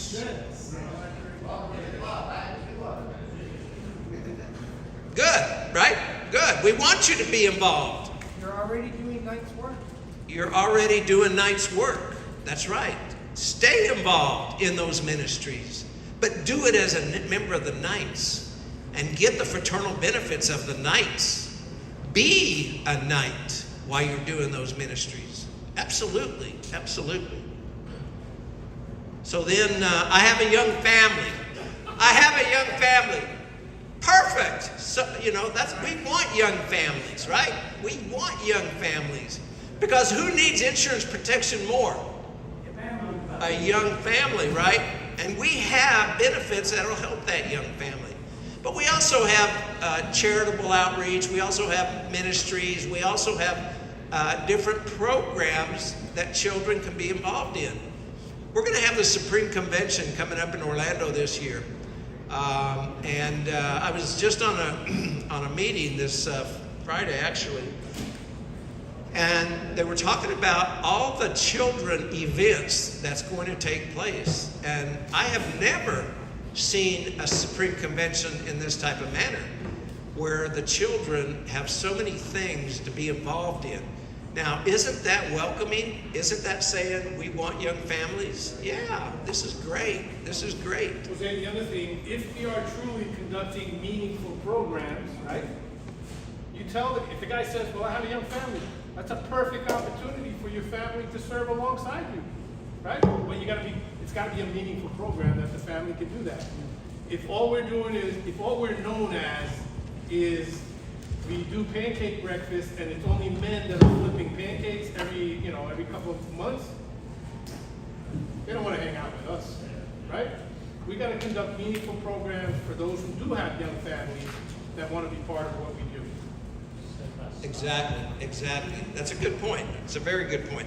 And if your council isn't doing family things, think about doing that and invite a young family to join, and then take his suggestions of what he thinks would be helpful in the council for family events, something that the council can get involved in. So I travel for work. Anybody heard that? I travel for work. Yeah. And that's okay, because we have Knights of Columbus all over the world, right? We have Knights of Columbus that you could reach out to any place you go to. And I can give you several stories of our own members that have crossed into different jurisdictions, different states, and have had to have a need that they would reach out to a brother knight in that state. And that's a wonderful feeling to know that, I'm here in California, but, if I had an issue or concern, I know Ivan would come out and help me, right, Ivan? Yeah, absolutely. That's what our brotherhood is, and that's what makes me good about when I travel. It's just that refreshing that everywhere I go, I know I'm going to be with Brother Knights. Now, if you work, you can attend council meetings elsewhere. In Oklahoma City, where I lived, we had the FAA in there, where traffic controllers would come in 3 or 4 weeks at a time and get training. And we would have several traffic controllers, Knights of Columbus from elsewhere, that would come to our council meetings just because they wanted to have some paternalism while they were working out of town. So that's not a problem either. That's not a problem. Can't attend meetings, right? Can't attend meetings. Can anybody answer that one?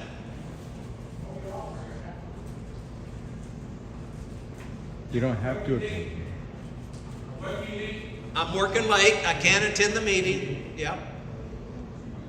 Can you attend the events? Can you help out? You don't have to attend the meetings if you can't. If you can help out at an activity, that's enough. Yeah.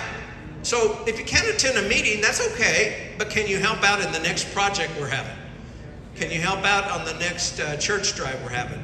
Can you still be available? I know a lot of people work 2-3 jobs, and work is an issue. But can you help out when you have time? That's important. Can you help out when you have time? But yes, this is a concern.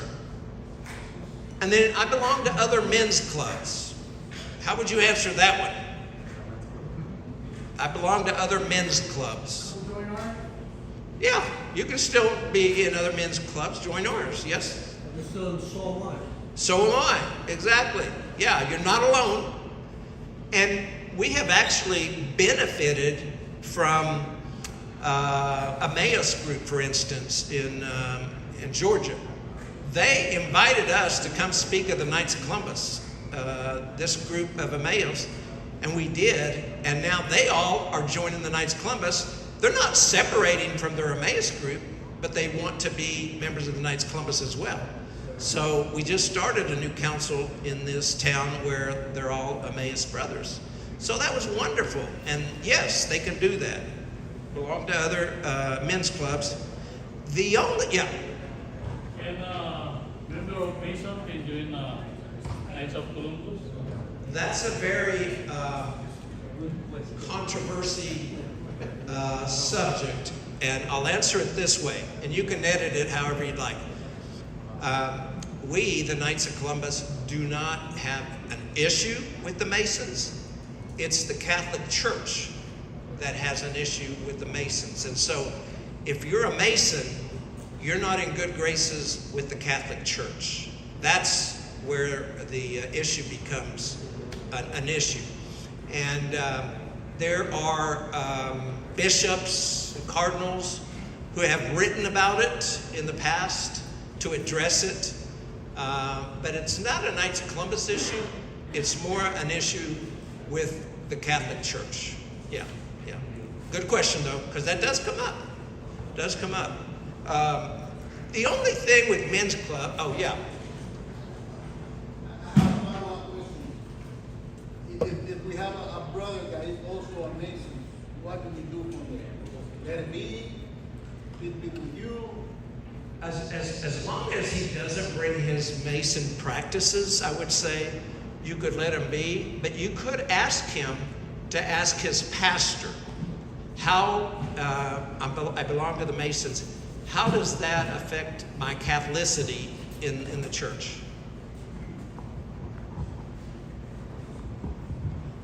Very common topic. It's the pastor that determines whether someone is practical Catholic or not us. Only the pastor can determine that. So if you have someone in that situation, you have to ask Father, is he okay to remain in the Knights of Columbus? If Father says yes, he's good. Okay? Bottom line, we're not the ones who determine who's a practical Catholic or not. You have the mic. Keep going. Oh, I have the mic. Keep going. All right, so We'll see if you're going to be a worthy pastor. I'm going to do a testimonial, okay? I'm glad this slide is still up there. So I come out of Mass, and they're doing a membership drive. And they said, "Are you Brother Knight?" Right away, my eyes were crossed, my arms were crossed, my legs were crossed. I said, "You guys have been after me for 25 years. I have a very important job." I was the executive director, Navy Region Southwest, responsible for an annual budget of $1 billion. Very important job. I don't have time. I travel. I go to Washington, D.C. I go up and down the United States, Western United States. I travel a lot. My daughter is involved with athletics. I'm her coach, one of her coaches. We do travel ball, travel softball, travel soccer. You hearing a common theme? Right? You guys have been after me for a long time. I'm involved with church. I come to Mass every Sunday. I'm involved. I come to Mass. Standing right next to me is my wife, lovely Carla, now my bride of 45 years. Standing right next to me, she goes like this, boom. Well, she says, "I didn't really hit you in the ribs." But yes, she says, "It's time you became a knight." It's time you became a knight. Okay, what do? I go through the whole process, right? My brothers, it's the best thing that ever happened to me. The best thing that ever happened to me, because I became involved with the Catholic Church that I never knew existed. I just thought my Catholic faith was all about going to Mass. When I became a Knight of Columbus, I wanted all of a sudden to become a 4th degree Knight. Why? Because I wanted to be part of the color corps. Little did I know that being a member of the 4th degree, I got exposed to different parts of the Catholic Church. I've been to Mass that's been spoken in, yes, English, Spanish, Tagalog. How about Russian? How about Polish? How about Aramaic? The language that Jesus Christ spoke. But one of the best things that ever happened to me as a Brother Knight, one of my best friends, and you are all my friends, but one of my best friends is a priest. And not just any priest. It's Father John Grace, our state chaplain. He's one of my best friends. Someone that Carla and I can confide in. He's my spiritual advisor. I mean, we have a lot of fun. But it wouldn't have happened if I didn't say yes. If all I had to do was get rid of all these excuses. All of these that you see here. So you know somebody like me. You know somebody like me. Invite them. You heard the answers, but just understand where they're at and let them become that disciple. Let them become that disciple. You know, Jesus Christ had the 12 apostles. Did they get it right the whole time? Did they say yes right away? How many times did Peter? Right? More than 3 times. More than 3 times. Right? How about St. Paul? St. Paul was a persecutor. Right? He was the number one guy saying, no good. Nah, we're going to kill him. What happened? You all know the story of St. Paul. My brothers, what I'm trying to say is, use me as an example. If I can say yes, there's others out there that can say yes. But understand where they're at. It's not about you, it's about them and where they're at with their faith formation. And we're here to help them with that faith formation, just like you all have helped me with my faith formation. So thank you, Worthy.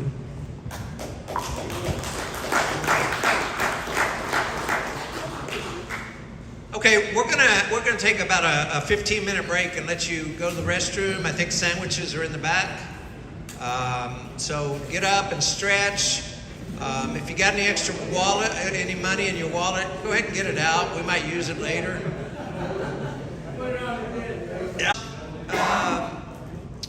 You know the why reasons that men do not join the Knights of Columbus. You know, men's clubs are good in some parishes, and what I didn't really know until recently is that a lot of the men's clubs are designed for men who are married to a Catholic woman, but they are not Catholic themselves. So they can belong to a men's club because it's not Catholic related, even though they attend or are part of the church with the wife. So in some cases like that, a men's club can serve, the men in the parish. All right, so what are other reasons that men don't join the Knights of Columbus? A bad perception? Huh? Haziness? Haziness. Do we do that? Flojo.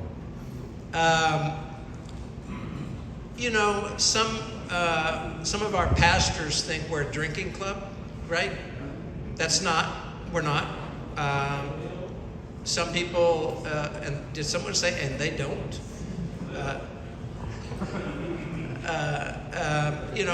The perception of the Knights of Columbus and what your council represents is what is going to look or not as inviting to somebody who's interested in joining. So the perception is very important. The perceptions are that we're an older men's organization. Is that true? Yes. No, come on. I'm looking through this group right here, and I'm guessing if we had to add up and divide all the ages, we probably have an average age of 35, right?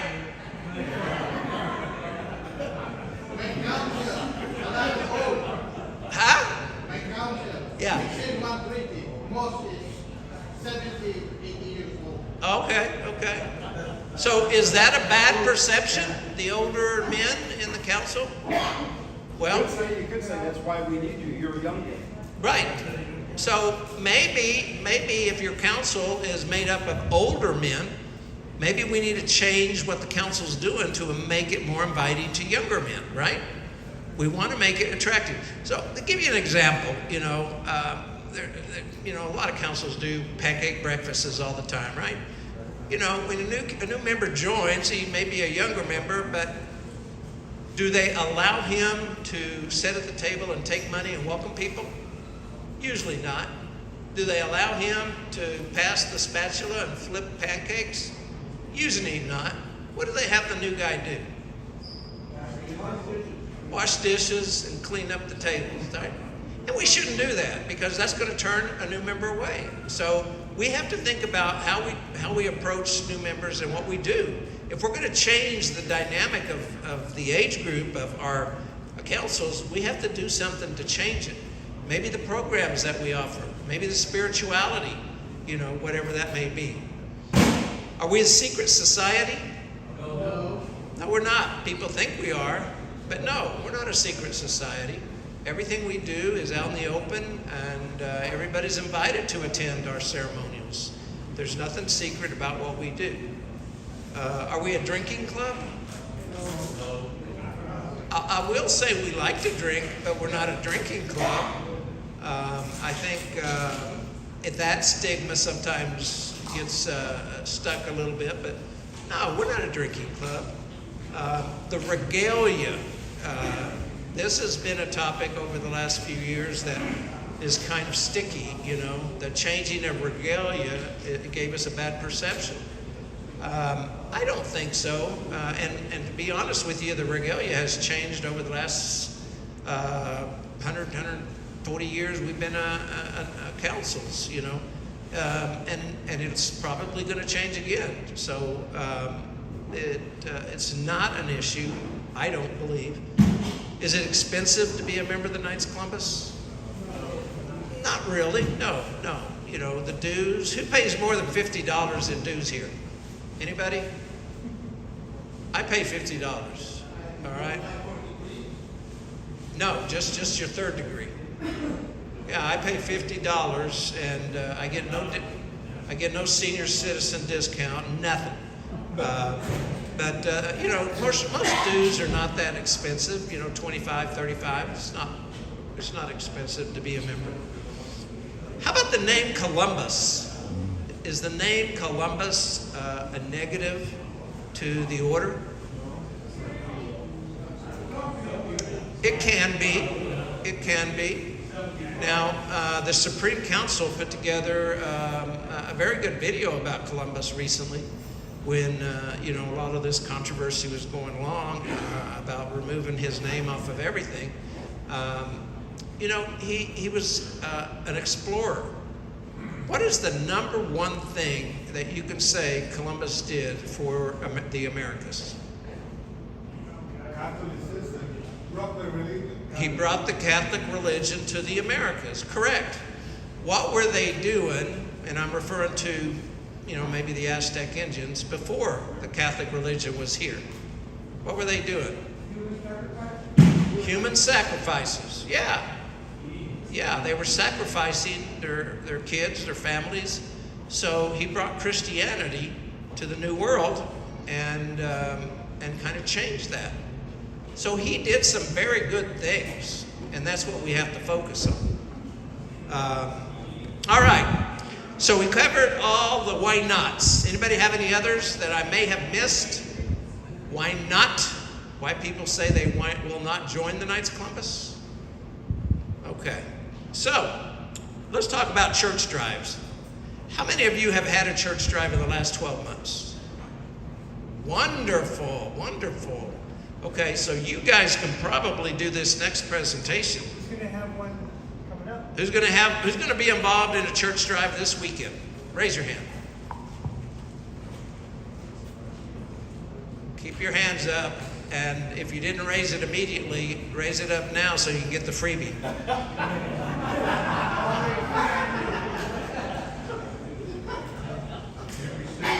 Can we say this week that way last weekend? Yeah, I think so.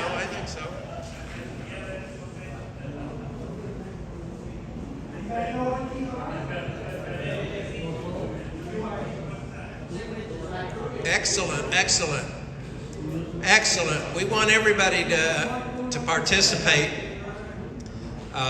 in the church drives this weekend. That's the point of this training, because it doesn't do us any good. Raise your hands again if you didn't get one. It doesn't do us any good if we don't implement what we're presenting here. We have to take what we're presenting and we have to implement it so that that you utilize it, but more importantly, that you train other people to use it as well. All right, so talking about church drives, and we'll kind of walk through this pretty fast because I think most of you are aware. Again, you know, the level of the pastor is going to be, so the level of support from the pastor is going to be the level of support for your recruitment drive. If the pastor is overwhelmingly supportive, you're going to get a good recruitment drive. Ask the pastor to provide you with a list of names that he would recommend to be members of the Knights of Columbus before the recruitment drive. And when we're talking about Hispanic recruiting, one of the most important things is building trust. Because we're talking about bridging a different culture into the Knights of Columbus. And building trust is extremely important. We talk about the dress code for a recruitment drive. We don't want to overdress for a recruitment drive. I actually was at a recruitment drive in Chicago, Illinois with 3 other guys. We work for Supreme, so we have to wear a suit and tie. We're sitting on the front pew, and the ladies right behind us were all whispering. Finally, one of the ladies got the courage to ask why we were there.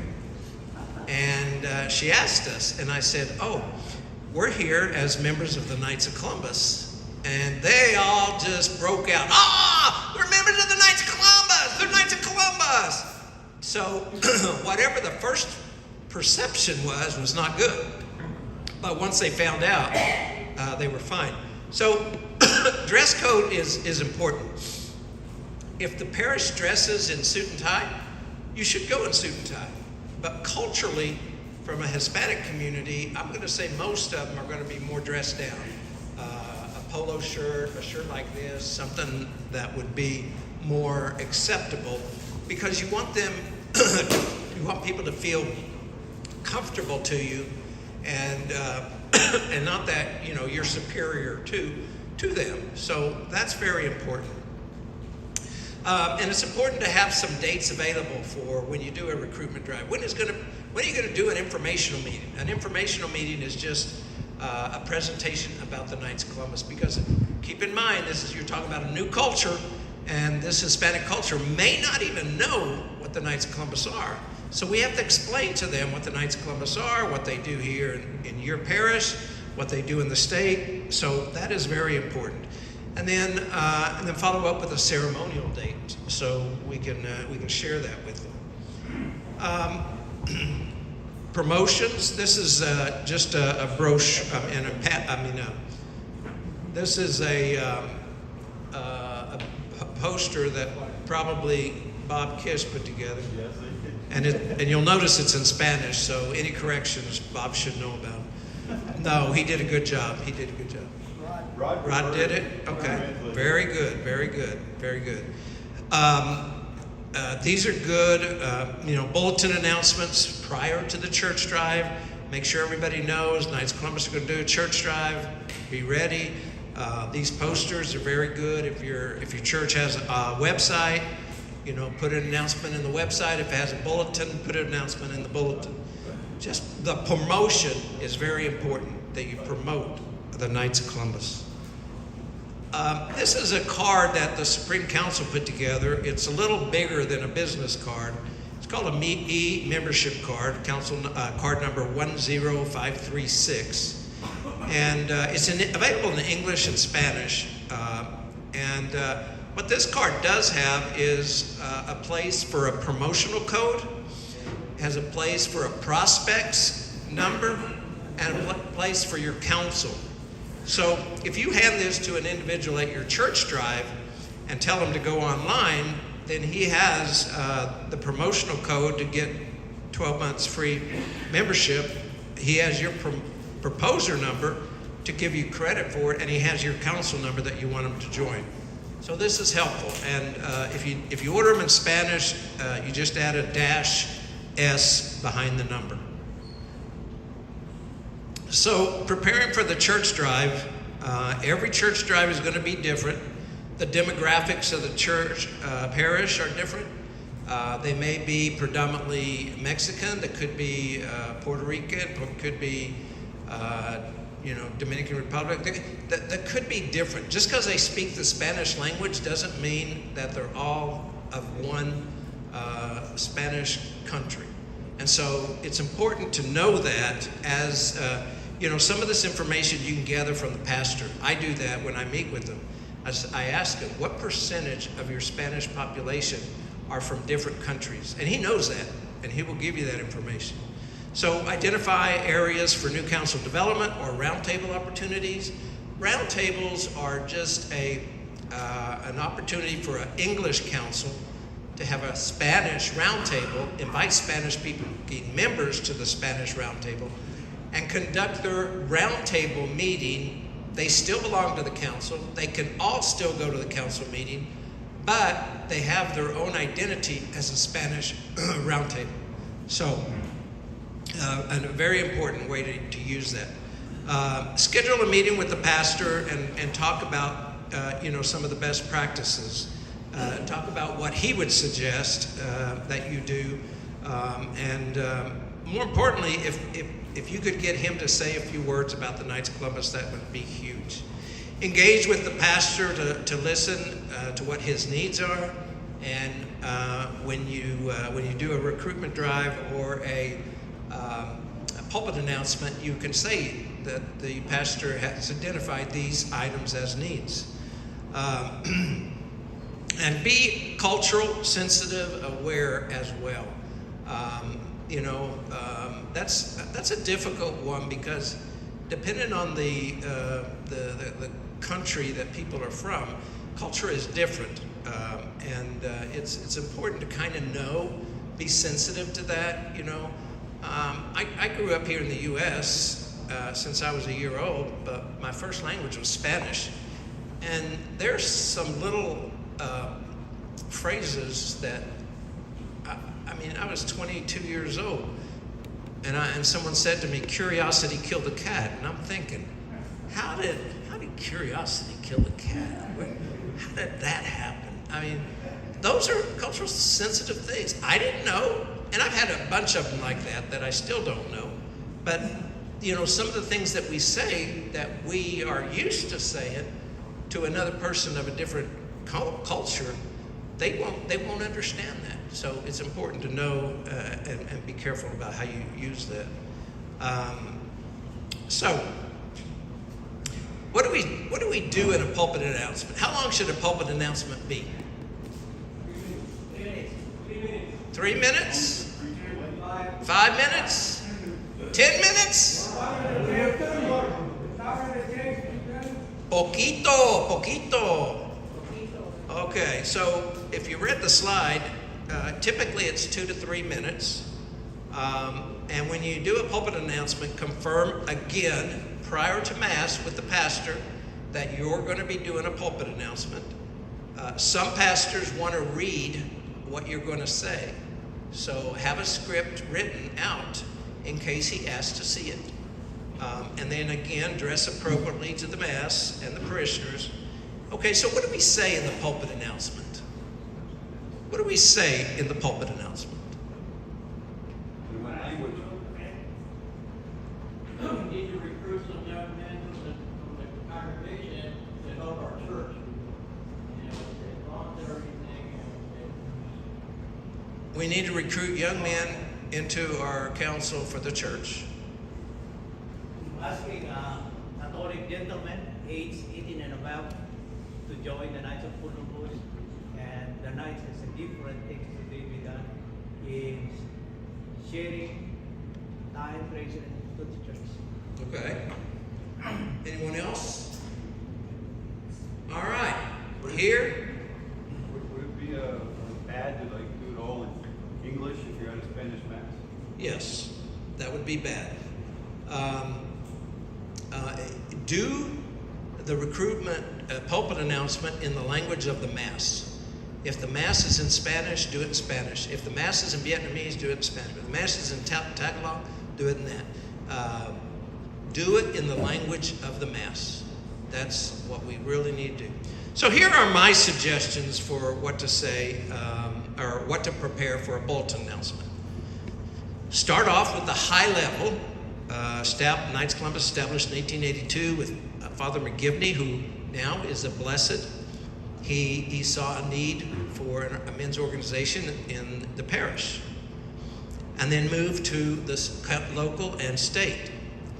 Talk about what some of the work that you do in the local council and the state. What are some of the things that you could talk about? State charity work, and then council work. What do you do in the council that you're good at and you're well known about? So that's the second thing. Third thing, personal input. This is your personal experience of the Knights of Columbus. How did it affect you personally to become a member of the Knights of Columbus? The best thing that you can say comes from the heart. And this one, maybe you need to think about it, but it has to be something well thought out. The invitation to invite new men to join today. Now notice I use the word invitation because that's what we're doing. We're asking them to join, but we're doing it with an invitation. Because when you use the word, come join us, it almost sounds work related. So I like to use the word, we're inviting all the men and parishioners in the church to become a member of the Knights of Columbus, inviting. And then, what is the availability after Mass? Do you have a room available that you can talk to people after Mass? Do we have a follow-up in the church bulletin, a person that they can contact? If they didn't get a chance to stop and visit, they were in a hurry. But in the church bulletin, is there something in there that they can follow up with and contact? And then I always say, use the qualifications that we are male, 18 years of older, and Catholic. And then the last thing is thank Father for allowing you to do the pulpit announcement. Now, can every one of you do that in 2 to 3 minutes? Yeah, I think so. Just keep it simple. Stick to the points. Run right through them from top to bottom. And yes, I think everyone could do that. Yeah, it's in my opinion, this is one of the best ways to do a pulpit announcement. Yes. Does Supreme have pulpit announcements they share with people to help counsel? Yeah. There's some on the website that you can get that are candid pulpit announcement, but I think this personally is more targeted to who your audience is. I would say it was for the Hispanics, the spiritual side. Yeah, absolutely. Connecting the spirituality side. Absolutely, the spiritual side for the Hispanic community. The other thing this is for everybody, but particularly in the Hispanic community, excuse me, you want to challenge, obviously don't challenge them too hard. Talk to the lady that's in the pew, to the ladies that are in the pew. Challenge them to look at their man to their right or left and ask him or invite him or have him answer our call, right? We're inviting men, but he's got to get the ladies' permission. Some people said it here today. I think, who said it? Yeah, his wife gave him permission, so tell him. Get permission from your lady, to join the Knights of Columbus. But it's absolutely, so faith, people are thirsting for Jesus. They really are. And I'm pretty sure in California they're thirsting for Jesus too, right? Yeah. So we have the opportunity to take Jesus to the people in places that need him most, don't we? We should be out in front. We should be on street corners getting Catholic men, eligible Catholic men, to join our order, because that's who we are. That's what we do. That's what we can do for them. So definitely the faith piece, but he's got to get the buy-in of his significant other or his wife or whatever. So invite the ladies and just ask the ladies, hey, ladies, invite your guy to join us. Sorry, I don't mean to put more time, but I admit, like when I gone to some membership drives, and I get a little cold feet because I need to work on my spiritual side and faith. So I know it seems pretty simple. Now I thought about it, how to come up more naturally through the heart. I don't want to fake it till you make it. I don't want to be like that. But any more advice that you can give out for those that are a little more, might be in the same level, or at least for me individually, what would you suggest? That's a good point, because everybody's on a different level, in spirituality. And somebody that you talk to may not be on that same level, but maybe what you say to him makes it interesting that would allow him to move into the next level where you are. Yeah, so, don't be embarrassed or shy to talk about your faith. That's important, regardless of where you are in your faith. You know, be you know, as outspoken as you can, because people pick up on that, and it feeds other people. You know, when they see a fire in you about how you're driven in your faith, that really helps other people too. So, yeah. All right, so now we've talked about the recruiting, we talked about the pulpit announcement. Now it's important to develop a team, okay, so that you're not doing it alone. So to develop a team, these are some of the 4 things that need to be done. Develop a local team, recruitment team. They can be from your council or your district. I say 4 to 8 Spanish-speaking men. And as a team, you want to do things like once a month, every other month, as a recruitment project, either in your parish or another parish. Develop that camaraderie in a team. How many of you used to belong to the 2nd and 3rd ceremonial? Yeah. Now that used to have a great camaraderie when you traveled to different areas. This is what the team building will do for you as well. You know, when you get a team and you challenge each other, we're going to go recruit at this church. They got 3 Spanish masses. You better not come back with signing up at minimum of 3 each, you know. And, you know, of course, everybody's wanting to excel. Someone's going to come in with more than 3, right? That's what you want to do. You want to challenge them. You want to encourage them. But that's team building also. You want to develop that team so they get excited. They want to do this. Recruiting can be fun. And then instruct, just like we're doing today. Instruct them in the role. Who's going to do the pulpit announcement? Who's going to stand at the church? Who's going to hand out the prayer cards? Ladies can do it too. Bring your ladies and let them do it. And as a team, yeah.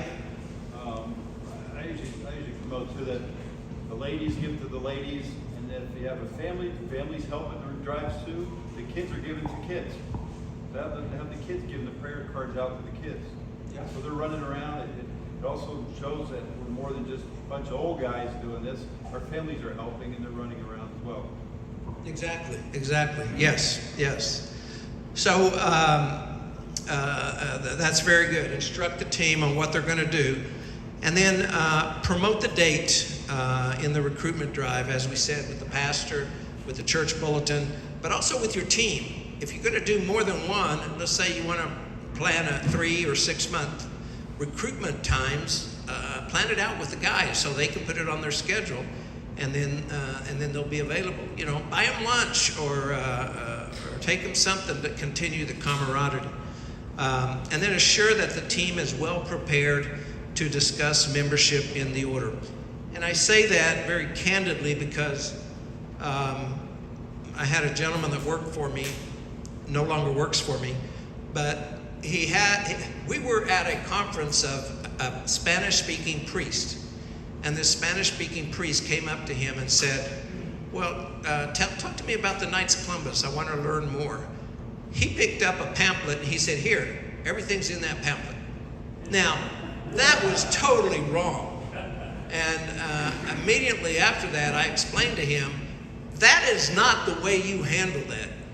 The priest asked, talk to him about the Knights of Columbus. You have to be able to talk to him about the Knights of Columbus. Even if you know what that pamphlet says, tell him what that pamphlet says. But don't just hand him the pamphlet and say, here, read this, you'll know. That is totally wrong. So make sure your team doesn't do that as well. And, so make sure that your team knows all the brochures that they're being worked, that you're going to be handing out, and promote the online membership as well. So this is a general view of what a Spanish recruitment drive looks like. I think there's a couple of the guys here today. I stretched the photos so they look slimmer. But this is, so this is your Spanish test. What's the first word? Keep it simple.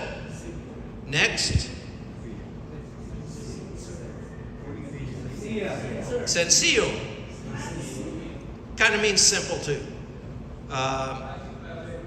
Fácil de ver. Easy to see. Next. Organized. What is this? Panfletos. Brochures. Yeah. What is this one? Las estampas. Those are prayer cards. We call them estampas in this point. Our Filipino brothers were saying those were stamps. Stamps. Yeah. Use it to mail your bills. What is this? They're shining in your computer, not the screen. Oh. I don't know where you're pointing at. Revista. What does that mean? Ah, Spanish magazines. If you're going to do a recruitment drive and you need Spanish magazines, let us know. We can send them to you. And then the last one is what?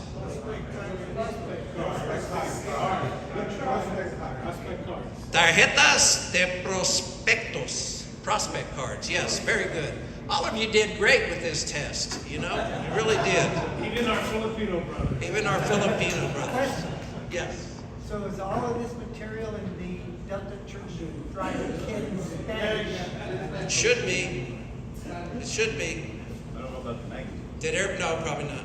So how many of you know how to order a Delta Church Drive Kit in Spanish? Show of hands.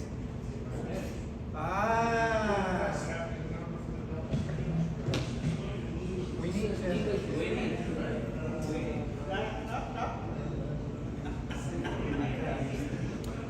It's important.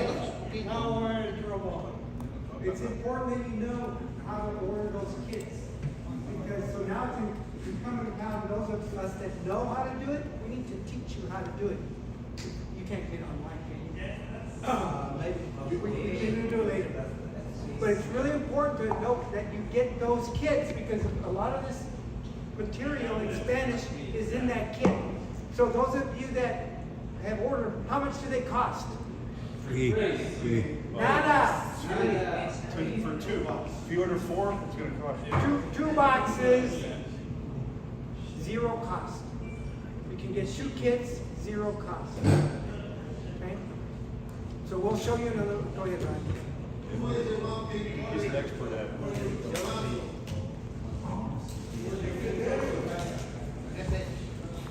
For these, I have sent in the past the instructions to all the chapter presidents and DDs on how to order a Delta Church Drive Kit. I'll make it a point to resend that to you. I'm going to ask state to send it to whoever we have availability to. So Grand Eyes, DDs, everybody should get it. So give me until about the end of the week. And it's a slide presentation, pictures of a slide presentation, step by step on how to order your Delta Church Drive Kids. If you can order one in English, you can order one in Spanish, again, it's free. So Rod, you said the end of the week? I'm sorry? You said the end of the week? By the end of the week. Today's Saturday, tomorrow's Sunday, the beginning of the week. By the end of the next week. How's that? Because it's important that you do it now. Yeah. Because it takes a while to get them. Probably 2 weeks. I'll get that information to state probably on Monday. I'm not sure when they can distribute it after that, but I'll get that out to everybody, okay? Thanks. Very good. Thank you. So Justin, go back. I got another question. So my question to you is, do you hand out the prayer cards before Mass, or do you wait for everybody to come to the table after Mass? The best practice is to hand out the prayer cards as people are coming into church. Into church. Everybody. All the kids, wives, men, hand the prayer cards to them. Give them something in their hand. Prayer cards don't cost hardly anything. And so it's the most inexpensive thing that you can give them. So it's important, especially for the Hispanic individuals. The wives, the ladies are going to want those cards. They're the ones that want those cards. But it's also very important that you go in after Mass and make sure if they left them in the pews, you collect them. Because we want to make sure Father's happy, right? That we don't leave material in the pews. So it's really important. But the ladies love these prayer cards, okay? So it's very important to hand them to everybody. Men, women, kids, make sure all of them get a prayer card. On the way in the door, absolutely. Very good, very good. All right, so what do we do on the church at the day of the church drive, right? Your team is going to be there. You've assigned someone to be the pulpit announcement presenter.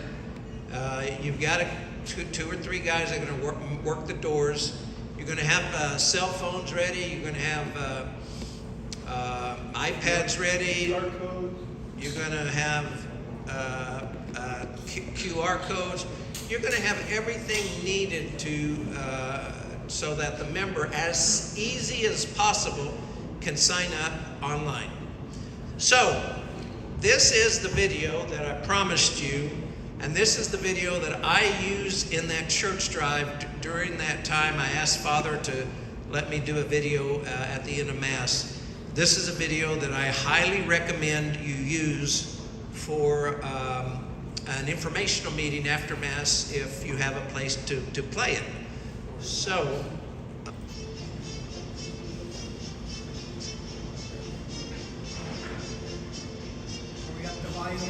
el padre Michael McGivney es un sacerdote joven de familia irlandés que nació en Connecticut y después que él se ordenó al sacerdocio, él se integró como vicario de la iglesia en la parroquia de Santa María. Y él se encontró casi inmediatamente mirando las familias. En aquella época se morían muchas las personas jóvenes, y incluyendo papás de familia, padres de familia, que dejaban a su esposa viuda y los hijos. Y después comenzaron a sufrir estas familias, y él en su corazón compasivo creó una organización de personas que pudieran ayudar económicamente a estas familias. Entonces él fundó lo que ahora conocemos como los Caballeros de Colón en el año 1882. Y de ahí entonces ya tenemos hoy día 2 millones de miembros. Es el sueño del padre Magivni, hombres de diferentes parroquias unidos en esa sociedad fraternal de beneficios para proteger a sus familias y para ayudarnos con una verdadera hermandad, sigue vigente no solo en 1882, sino ahora en el 2020 y más en esta época de pandemia. Nosotros siempre nos basamos en los 4 principios: caridad, unidad, fraternidad y patriotismo. En la caridad siempre estamos tratando de apoyarnos uno al otro y brindarle cosas a la iglesia, brindando obras de caridad, como hemos hecho muchísimas. Ser caritativo es otra palabra para decir ser amoroso, ser solidario. Y esa solidaridad se expresa también, esa caridad se expresa en diversas formas, a nivel de servicio, a nivel de ayuda a los más necesitados, a nivel también de apoyar a la parroquia cuando realmente hace falta algo, como ellos lo han hecho y lo siguen haciendo durante esta pandemia. Y también ser caritativo como ayudando a los seminaristas que han hecho y que han hecho conmigo cuando yo era seminarista. Yo creo que las escuelas de Colón están ejerciendo bastante bien eso de la caridad, y que es lo que somos, es la esencia de lo que es ser cristiano, la esencia de cualquier grupo, digamos, que se dice cristiano. La unidad, porque la unión está la fuerza. Una persona no puede ser lo mismo que un grupo grande. So, nosotros hacemos todas estas diferentes actividades y programas, todos juntos, en la unión que está la fuerza. La unidad es un factor primordial, sobre todo en iglesias, básicamente en las nuestras que somos católicos, porque sin unidad no podemos caminar. Ahora a nivel mundial somos un poco más de 2 millones caballeros de Colón. Estamos ya en 20 diferentes países en el mundo. Así que la unidad es algo primordial, es eficaz y es muy importante la unidad en organización. La fraternidad es la hermandad que nos va a mantener vivos dentro del consejo. Hay que ser fraterno. No solamente vamos a las reuniones, hablamos de negocios, sino también vemos las necesidades que tienen nuestros miembros o algún familiar.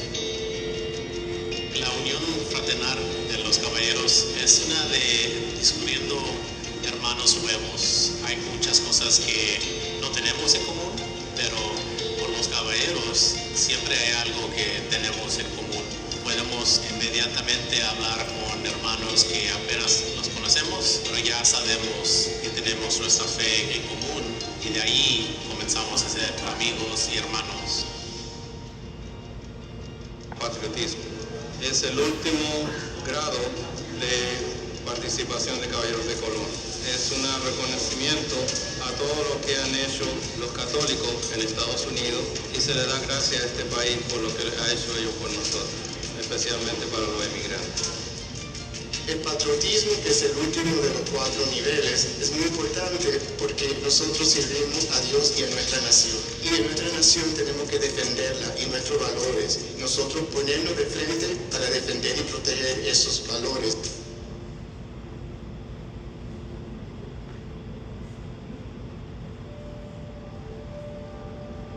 Pues es un camino de vida apostólica, ¿no? Aquellos hombres que quieran pertenecer a un camino, a una trayectoria de vida apostólica, los caballeros de Colón ofrecen precisamente ese camino para apoyar el trabajo de la iglesia, no solo a nivel parroquial, pero a nivel nacional también y a nivel mundial, porque los caballeros de Colón se mueven a todos esos niveles, ¿no?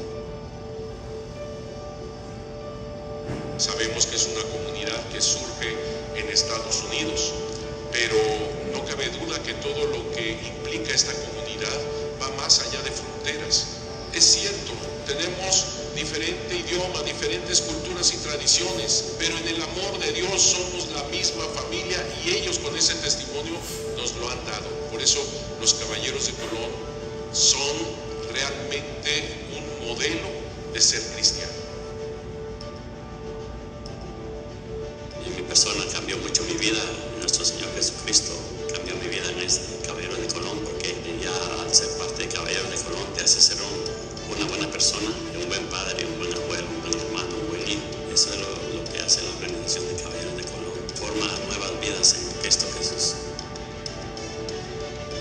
Yo le diría a todos los católicos, todos los hombres católicos que participan de la Eucaristía, que participan de la iglesia y que sienten la necesidad de querer aportar algo diferente, que Caballeros de Colón es justamente un espacio para eso. Es la oportunidad de no tener miedo o de no pensar que a lo mejor no soy suficiente, no tengo todas las cualidades. Caballero de Colón abre sus brazos a recibirnos a todos con nuestras cualidades y nuestros defectos, pero sobre todo para potenciar, para darnos la oportunidad de aportar.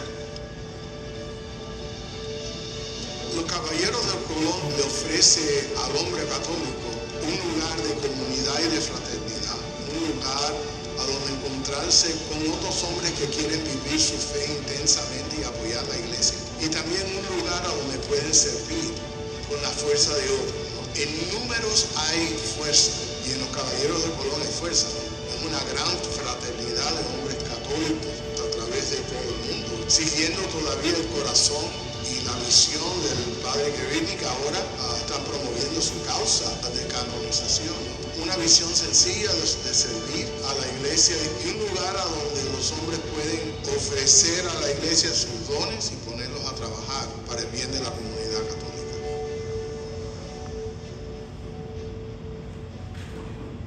What do you think? Wow.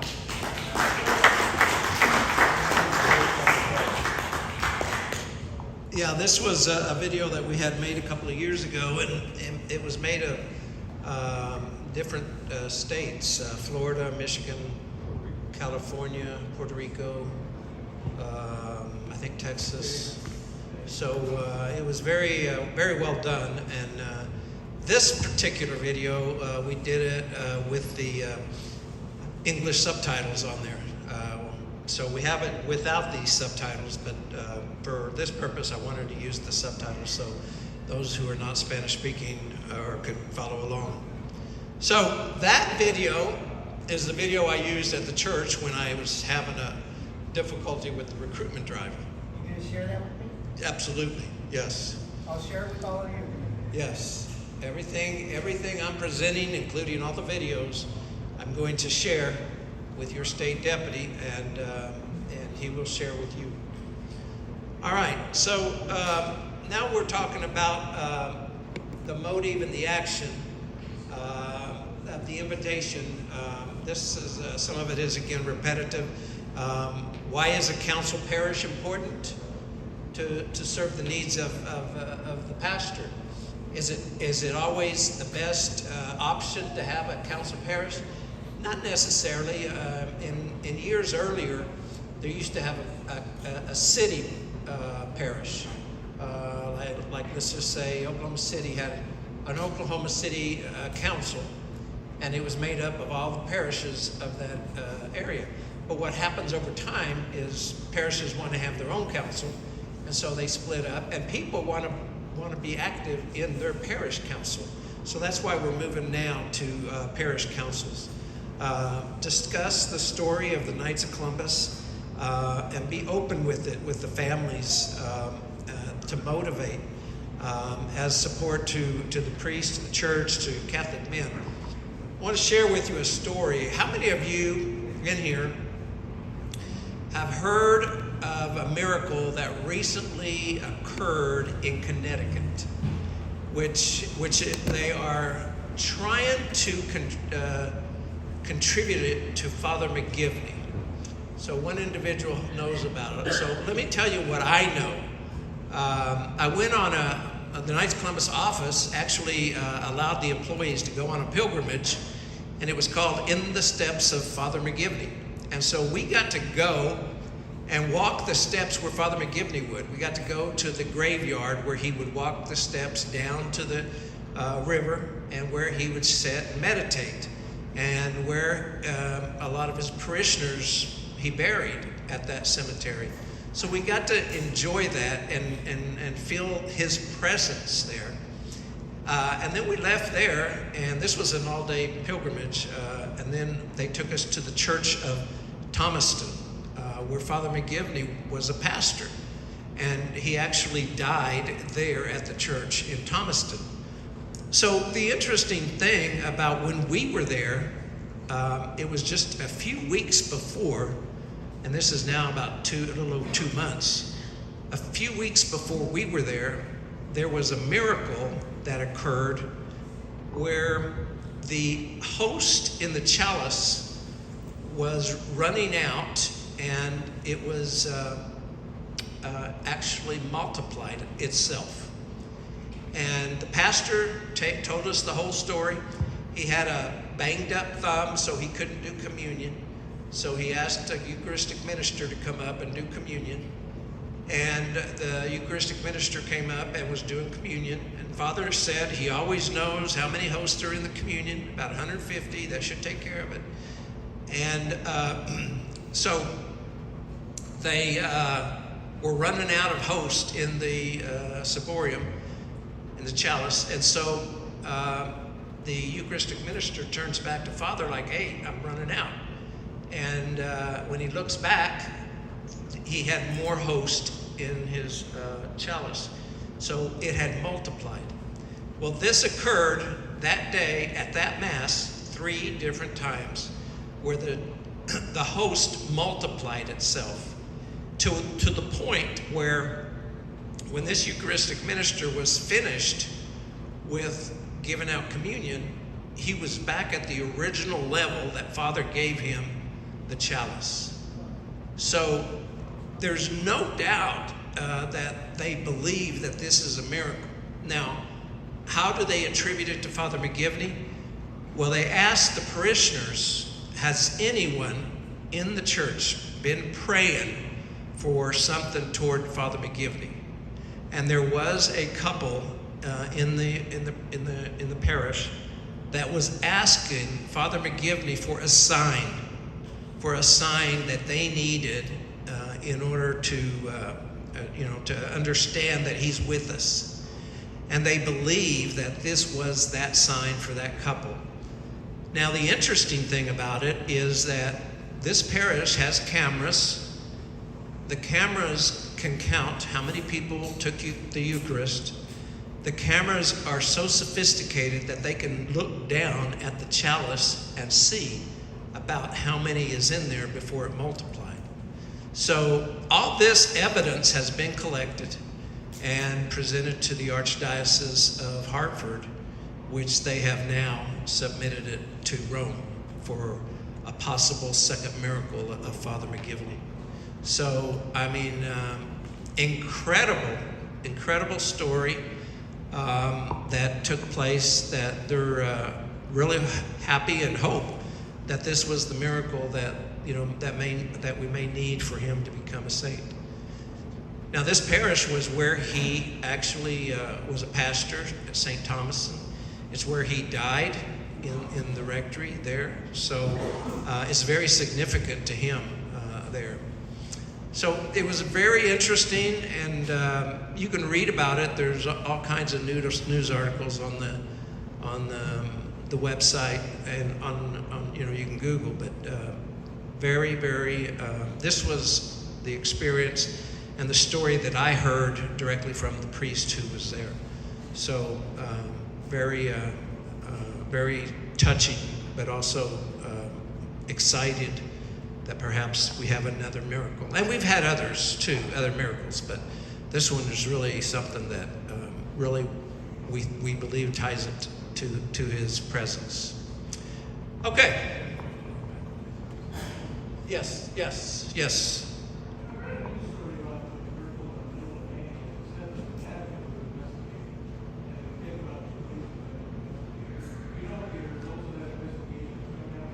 I do not know, and I'd be surprised if it would take 2 weeks to confirm that. Usually it's a lot longer, yeah. But no, I haven't heard anything further. Yeah. All right, moving along. Okay, so now we're on the site, right? Who's going to be our team captains? We have team captains in here, right? Yes, we do. Okay. So the team captain needs to be there about an hour early for the recruitment drive. Have the recruitment team there about 30 minutes before the drive. Meet with the celebrant, the deacon, make sure he knows that you're doing a pulpit announcement, and distribute the prayer cards prior to that. So what are some of the don'ts that we do, that we don't do, that we do? What are some of the don'ts in recruiting? Excuse me, these are the do's. What are some of the do's that we do when we recruit people, when we invite them to join Knights of Columbus? What do? We discuss the history of our founder, yes. We talk about Father McGivney's mission to help and support widowed and orphan children. We talk about the spirituality and the evangelization and the programs that we have. This is what we say to individuals that stop on the way out of church. We talk about our family activities and the events that we have at the council. We talk about the fraternal benefits that we know of and that we share with our members. We talk about the camaraderie that we have amongst each other, amongst the church, and brothers around the world. And then the next one is the core meeting that we're going to discuss a little later, that we want to be able to allow you to share as well. What are some of the don'ts? Don'ts. Don't be over aggressive, right? Don't be over aggressive with somebody that is hesitant about joining. We talked about it. Don't overdress for the drive. Don't make any promises about membership. Don't make any promises. Regardless of something that you may know here in California or with your council, maybe you have a scholarship fund or something, don't make any promises because everybody's qualifications are different. You can talk about some of the things that you have, but don't make any promises.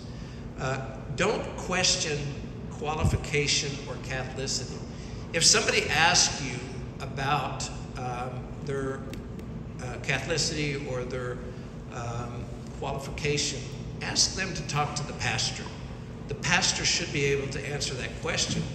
And if he needs to have maybe a sacrament done to be in good graces with the Catholic Church, the pastor can help him with that.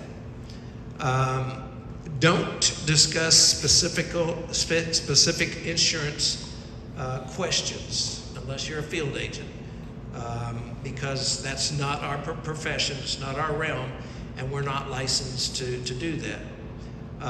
Don't question an individual's documentation status. We are an international organization that has membership from all different countries. So documentation here in the U.S. is not an issue with the Knights of Columbus. And don't ask them to speak English. You know, this happens a lot, and it's a cultural thing, you know. If somebody doesn't speak the language, you tend to raise your voice because they're not understanding, or you finally just say, speak English. In some councils, I've heard that. If they don't speak English, we don't want them. Well, they're Catholic, aren't they? Yeah, but they don't speak English. Well, they go to church on Sunday, don't they? Yeah. Why can't you invite them to be a member? Yeah. So let's say I'm helping at a church drive after a Spanish Mass. Is it okay to like invite them and say, do you speak English? So that way communicate, at least ask them, or I can even ask them that in Spanish, at least that much. Okay to ask them first? Yeah, that's okay. If what their preference may be? Yeah, you could ask them that, but don't demand that they speak English, is what I'm referring to. No, if you think that the gentleman may speak English and you can communicate better, absolutely, yeah. So the reason we do this about these presentations, the reason we talk about different translations, you know, back at the Home Office several years ago, they thought that they could just take something in English and translate it and it's good to go. But that's not the case, right? Because we talked about it. There's cultural differences. So this was a sign in India, and the translation didn't come out right. It says, don't eat the carpet.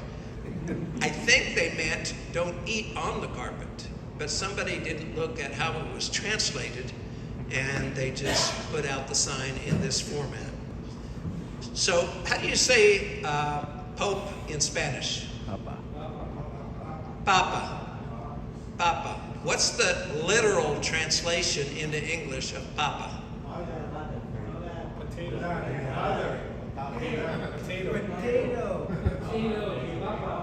So somebody wanted to make a big sign for Papa, and they translated it in English, and they said, hello, potato.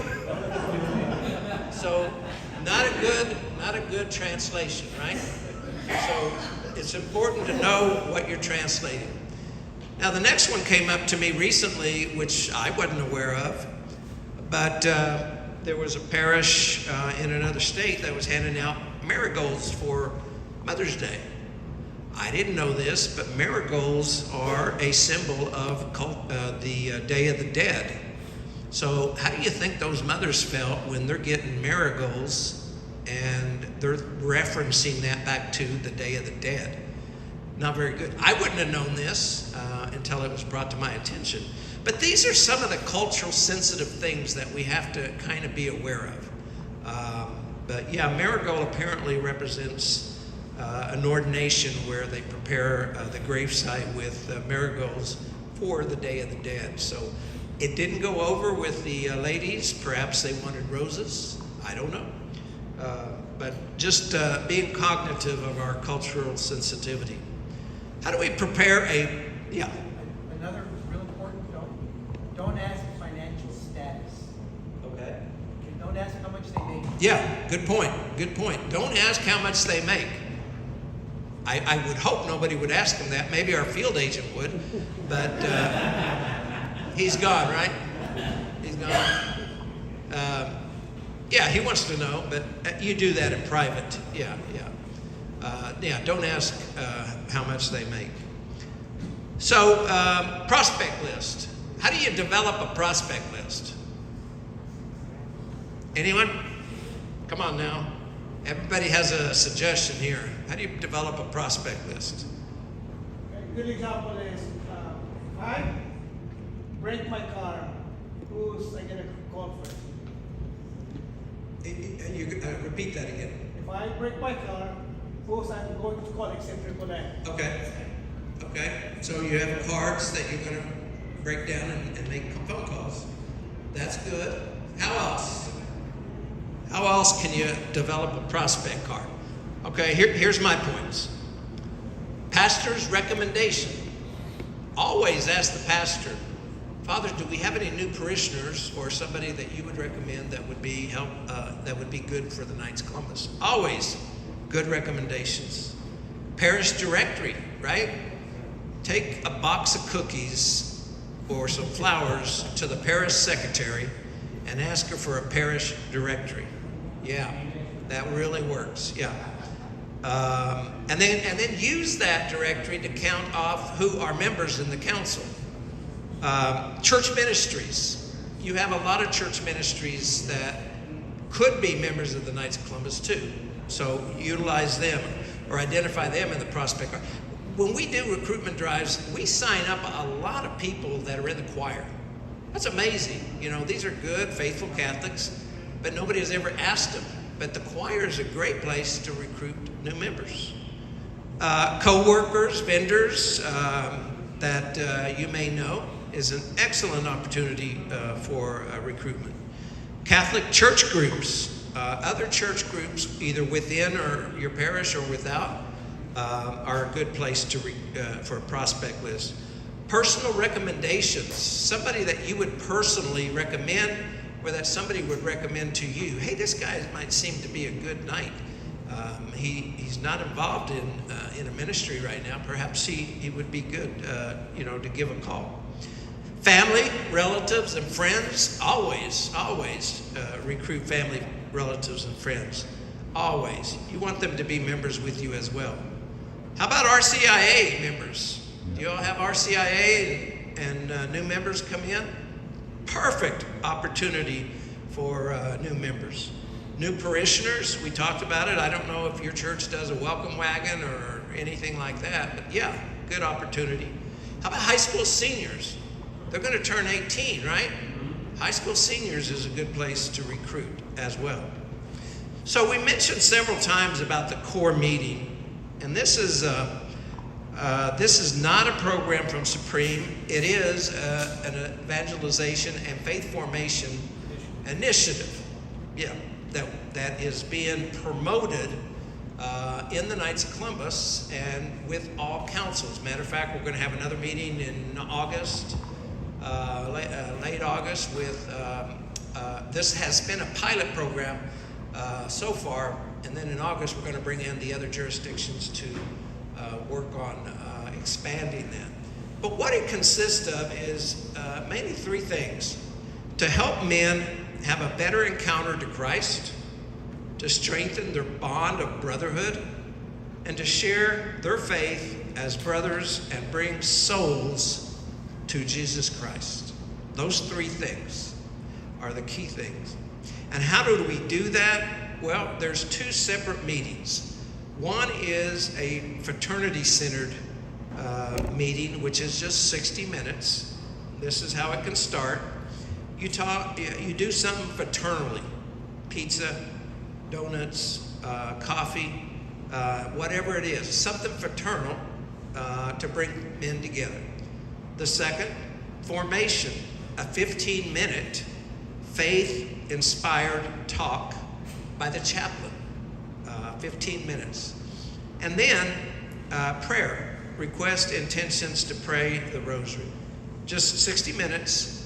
It's another meeting. This is a way to recruit members to the core meeting who are not Knights of Columbus. So we could do at one of the church drives an invitation to a core meeting and say, we're starting a core meeting. The core consists of a better encounter with Christ, strengthening their bond with brotherhood, and share the faith with brothers that bring souls to Jesus Christ. Could you come and do that for 60 minutes on a Saturday morning or something? And then the structure is fraternity, formation, and prayer. That's the beginning. The next step, as this grows, is what's called the formation centered. And the formation centered is taking those men to a next level of formation now. And formation, for instance, would be into the breach videos and discussion, prayer for 30 minutes, adoration, Eucharist, and then fraternity, sharing a meal or something, and this would be 90 minutes. So this is another way to bring people into the Knights of Columbus, but doing it through a spiritual aspect before they actually commit to join it. And so any council can do this. We'll have more information on that available. Do you have a core chairman? Oh, we sure do. Okay. We have 14. Okay. So the state has individuals who are experienced with this. So if you need help with that, let him know and they can help. The administration and follow-up is extremely important. Informational meeting, that's where we do an informational meeting, explain the Knights of Columbus, do the video. Then we have a ceremonial that can be done at the same time or separately, an invitation to join the council, invite and participate in a charitable activity. So an informational meeting, a gathering, you know, when you're doing a church drive, you know, we use prospect cards. If you can, sign people up on the phone. If they're not interested at that time, have them fill out their name and phone number so you can keep in touch with somebody that showed an interest. If you do any Form 100s, scan them and somebody develop a sheet, a prospect sheet, and then assure that any online information is submitted as soon as possible. So that's very key. As far as the ceremonial, provide in advance to your members that we're going to have a ceremonial. Invite the wives and the families to attend the ceremonial. Order the candidate kit, the 531S in Spanish, in advance. Invite the families to be present. Prepare the ceremonial team if you're going to use one, or use the video. Now, we just completed and released the new Spanish video for the ceremonial that is available now. And it should be posted on the Spanish website, but if it's not, I can send you the link as well. And it's a great, great video. I'll show you a little clip of it here in a minute. But it's well done, 30 minutes, all in Spanish. And again, the follow-up. We don't want to lose anybody. Don't lose the lost sheep. You know, don't lose a prospect card. Don't lose anyone. Make sure that we sign them up online as best we can. And if you do a Form 100, make sure that you verify that it's all filled out. We get Form 100s at the Supreme Council office all the time, missing birth dates, missing signatures of the proposer or the prospect, really. So make sure that those are all done correctly. Talk about the saints who were members of the Knights of Columbus. We have several saints. 6 of the martyred priests from Mexico were saints. The bishop was a saint, become a saint. The others are blessed, Puerto Rican, blessed blessed Charlie Rodriguez, and a couple others. But talk about them with some of our members. When we talk about the 6 martyred saints of Mexico, to people from Mexico, they know them. They know their history. And when you tell them they were members of the Knights of Columbus, and this is the order that you can join, that really means a lot to them. We have the fraternal benefit flyer that is, I recommend that you have at your recruitment drives to share with any prospect that is interested in joining. And then we have Spanish training, and in between the breaks, I've heard from several of you indicating that you need Spanish training here in California. Renee has mentioned that to me throughout this fraternal year. And I hear you. But what we need is we need somebody to prepare a plan to do that training.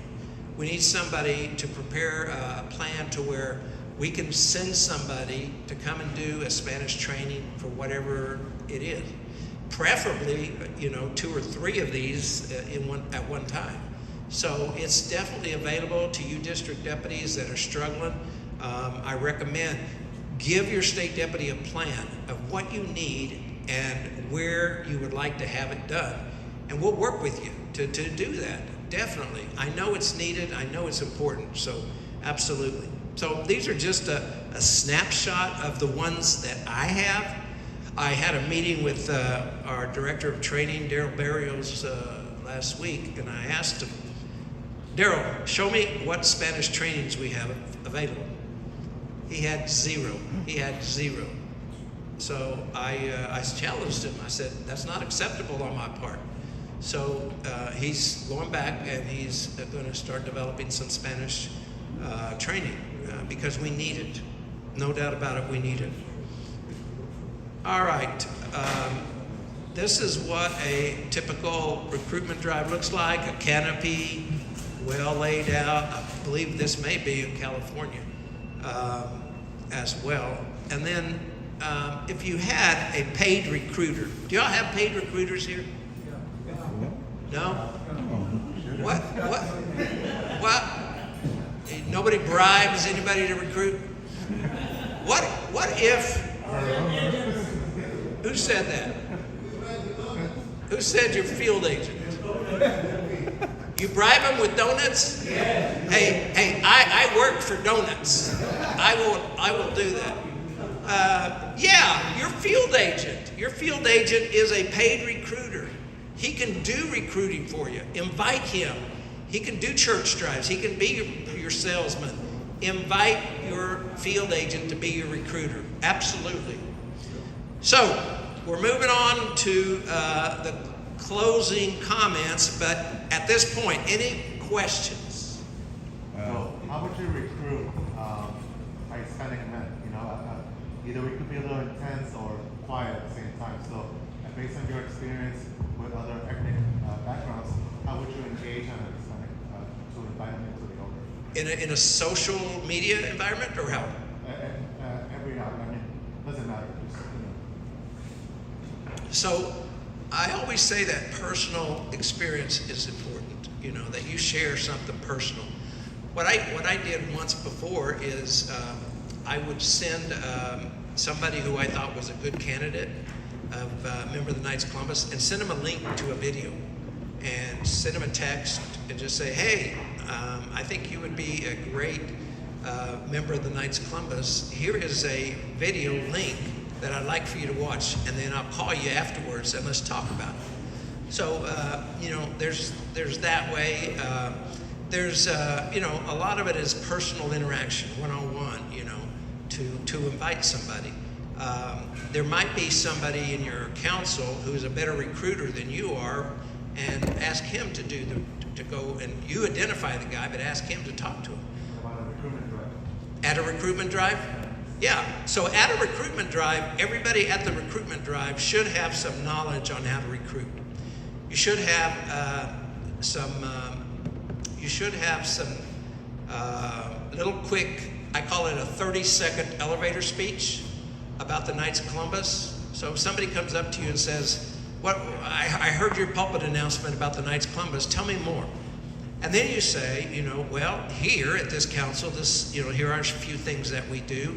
On the state level, the state does this. On a national level, we do this.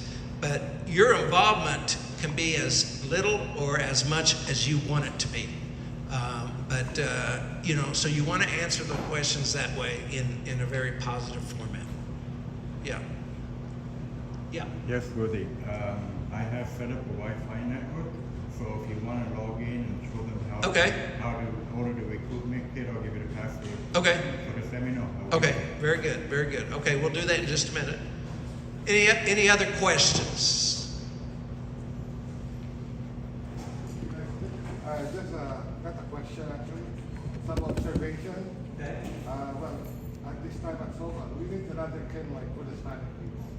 See, during the pandemic, even though we couldn't meet, at least there was a webinar, Brother Paul and Ken, we were able to at least watch something.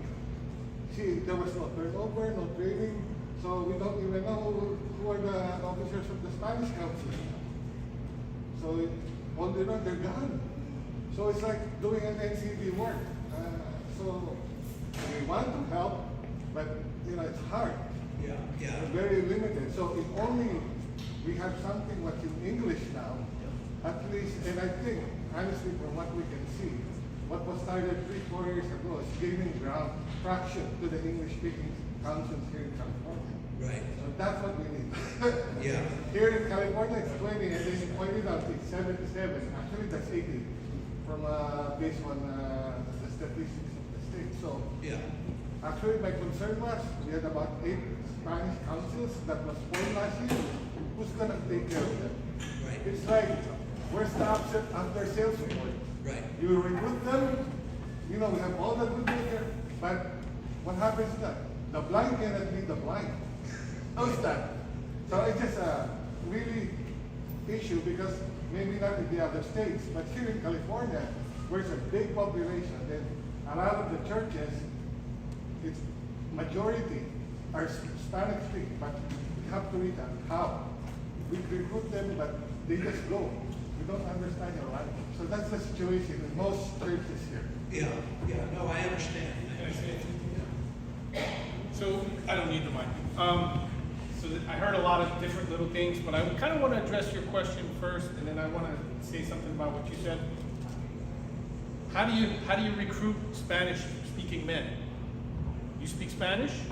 Tell them your story. Jose said it. You build personal relationships with the guy. You have to build that trust. But there might be a question that you're coming up at you're at a recruitment drive and you're at the pulpit. Tell them your story. Give them the little decent stuff that you need to tell them about our founder, et cetera, but then tell them your story. Tell them exactly what the Knights of Columbus did for you. Tell them what we offer. Because you heard the Supreme Knight 2 years ago say, we have what you need. Well, I think I know what you need, but I don't know exactly what you need, but this is what I can offer you, right? This is what the Knights of Columbus can offer you. So absolutely tell them your story, and then it goes from there. You're building relationships. Does that make sense? What's your opening line? My opening line as far as why did I join? So like when you find you say a story to them, but what does he say when he walks up to the guy first? So you're recording me. No, seriously. This happens a lot. Father told me that you would be a good candidate for me to talk to invite to join the Knights of Columbus. If you have a few minutes, I can talk to you about it. That's a huge. Father told me to come see you. So now he knows that Father said, whoa. So, and it's hard to say no to the Father, right? It's very difficult. The Father has identified you as a viable candidate to at least talk to the Knights, then he's going to probably listen. So one of the, I've got all kinds of different ways, but Father told me that you'd be a good person that I can talk to, maybe considering to join us. And you go from there. Please start off with a lie. No, I don't. Father told me. Oh, and he told you. Yeah, absolutely. Okay, so to your question of we need to do a better job. So I was talking to Cesar earlier, and we had a little bit of the same conversation about, how do we keep men engaged? That's a problem in the Knights of Columbus to begin with. We get them in, now we don't know, a lot of them are going out the back door. Our problem, we do pardon my French, I speak French, so I can say that. Pardon my French, we do a piss poor job at keeping our members engaged, right? You get them in, then nobody talks to him, and then he leaves. I see it a lot in my own council in North Carolina. We get guys in, we got 28, Jose probably remembers this, we got 28 Hispanic men in my council. There was a purpose involved because they were gonna join another council, which they did, and it became one of the largest Hispanic councils in North Carolina. But, so we joined, and I'm kind of like the only one who knew them, maybe another guy knew them. So I'm the one who's talking to them. Nobody else in the council is talking to them, right? I know them, I built a relationship, but nobody else is talking to them. Them guys are like, why do I need to stay here? Nobody's talking to me. Nobody. And because, look, I know what happens here in California too. You guys have your little cliques, you go to your council meeting, you know, you're having a cocktail or, you know, whatever you're doing at your council meeting, and you got these 3 new guys that just joined, and nobody's engaging with them. Why in the world would I want to, well, I guess I want to check you guys out, but why would I really want to stay if nobody's really wanting to know what I do or find out why I joined? We need to find out why our members joined to keep them engaged. If your council, and I was telling this to Cesar also, if your council is all about selling tamales, and that's all you do, I could go sell tamales at the tamale store, you know, at the restaurant. Think outside the box. The councils, you guys need to think outside the box for members to want to join us, but actually for members to want to remain with us, right? To stay with us. If we're just flipping pancakes, that does nothing for me. That does absolutely nothing for me. I'm pretty sure it just does nothing for you too. Okay, it might feed you on a Sunday morning after Mass, but that's it. Anyway, you guys get my point. Does that make sense? Question. Meanwhile, I have a question. And it's a good problem that most of the council has. We got brothers that sign in just for the benefit of the insurance. And when we are in a regular meeting, how many members do we have? 150, 200, whatever. But really pushing shoulder to shoulder, we have about 225. How do we keep the ones that are pushing motivated and continue with the quest? I think I just said it earlier. Conduct meaningful programs that are going to entice me to stay at 9 Columbus or to come back. Look, let's be honest. Officers and directors are really the people who need to come to a meeting, right? To the meeting. Now, if I want to know what's happening, and I know California, you guys have bulletins and you have newsletters and all that, that's a great way for me to know what's happening. You got to send me an email. I'm a very busy person. I'm a coach. I'm on the road all the time. 45 years you've been trying to get whatever. I'm just saying. But you have to keep me engaged, give me information. At the same time, you have to ask me, hey JC, all I really need is 2 hours of your time a year. The original. I don't think you heard what I just said. Where are the ones signing just for the benefit of the insurance? Are you saying that's bad? No, it's a good problem that everybody has, but the rest of the brothers are actually engaged because they want to make it different. So it's not fair, they say. They are becoming members just to be insurance. Absolutely. So they're an insurance member. They have a card just like you and me. One of the benefits of being a Knight of Columbus is insurance.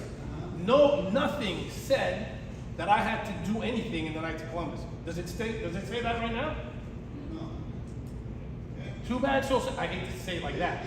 Too bad, so sad. But the guys that you want to keep engaged and serving, at some point, you know what? As you engage those guys, you just keep targeting them with literature and with, hey, we're having the parish picnic, whatever. One day, you're planting the seed. Maybe somebody's going to.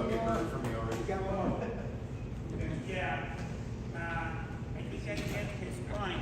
But remember, the brothers require the Knights of Columbus take couple steps to be there. For example, they have to be nail prints. They have to do how they call ¿cómo se dice? Tienen que tomar virtues. Virtus. They have to do many things. If they don't do that, for example, our barber said, Father Miguel said, if this guy doesn't follow this thing, you have to push them out. I don't know that he said that. Yeah, because that's one of the rules. Yeah, well, You know, and the reason is because if it's my name in El Sagrado Corazón de Santa María de Guadalupe, and I'm nice at Columbus, and I do whatever I do, and I don't have fingerprints and other things, they're gonna say, this happened in El Sagrado Corazón, wherever it is. So you have to follow those things. that's a very good point. Yeah. And I don't disagree. However, we can't just be throwing him out because of if he's not. But so true Catholic man follows the precepts of the church, the virtues, all. Yes, that's who we want. But you know what? By that person being engaged and participating in the Knights of Columbus, the guys who participate, chances are they're going to become better men, better Catholics, better family men, etc., etc. So hopefully we get them there. It's not by flipping pancakes that we're going to get them there, is my point. Or soft top. But they don't want to pay the membership. At least they don't want to pay even the membership. So we do have a program that we've been implementing the last 2 years for that. We need to have your district deputy explain that program. We can't, it's gonna take an hour to explain affiliated member initiative. Okay, there's a program to do that. So we will have to get offline with you and explain to you how all of that Where works. they say that I can do it in less than 20 words.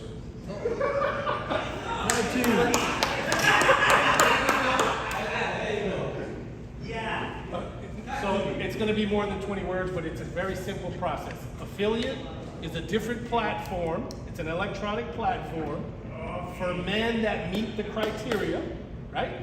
Men that meet the criteria. We haven't seen them in 18 months. They haven't paid their dues. They don't want to be part of us anymore. They just want the insurance. So we put them to an electronic platform. They're still members of the Knights. They still get engaged by the Supreme and by the state.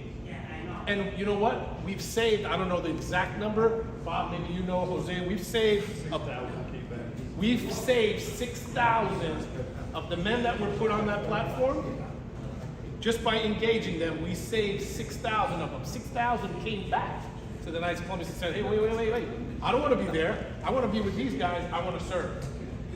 But they get off your roster. Exactly. They are off your roster. You don't have to worry about them.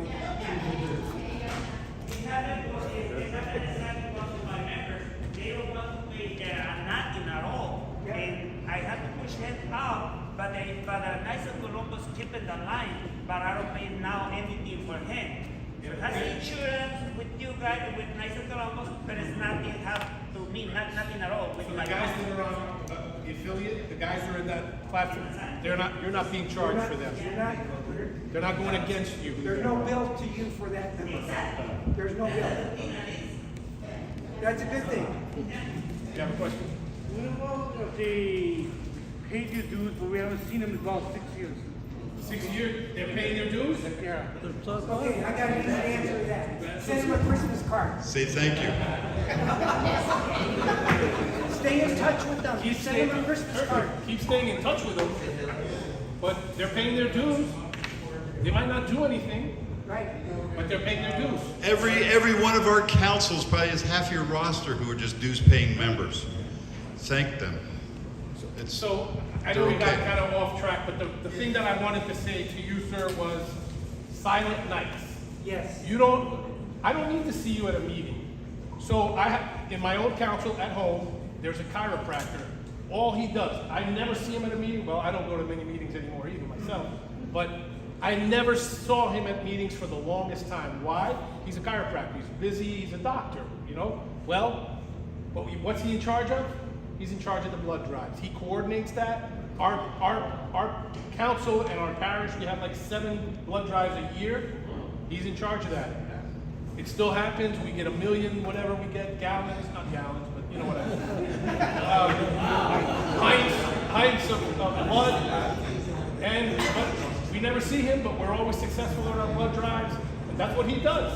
Find out what the member wants to do, get them engaged in that, and okay, it is what it is. All right. If you're back there getting returns from their bills, make sure that you send out notices to them a month before any major event that you're doing. Yeah. So that they have that chance to actually schedule it in and be there for it, rather than sending them a notice afterwards saying, we had a great time at the blah, blah, blah, and You just gotta, when you invite them to join the nights, you got to, once they become a knight, you gotta keep inviting them. It's all about the invitation. You know, invite them to your corporate mass. Invite them to mass. Right? They're going to church to pray. Invite them to your mass. Invite them to Holy Eucharist. Invite them to adoration. Invite them to Eucharistic procession. So it's all about invitation. So what we were able to do here, we pulled up the website. So how many of you, show of hands, have not gone to the website? Oh, yay. Yeah. See, usually I ask how many have. I wanted to see how many have not. So this is kfc.org. Okay? kfc.org. And so the first thing, are you going to navigate for me? Or do you want to navigate it?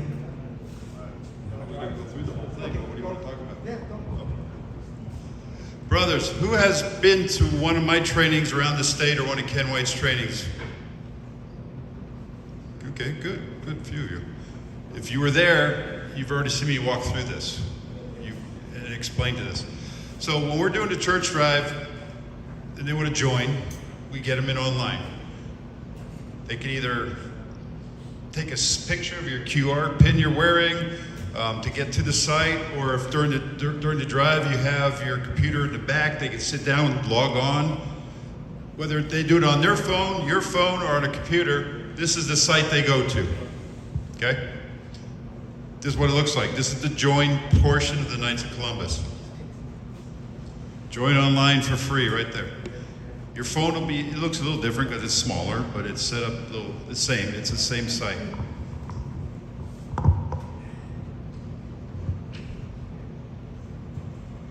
Too many times we've asked, this is great, I love this, but it's all in English.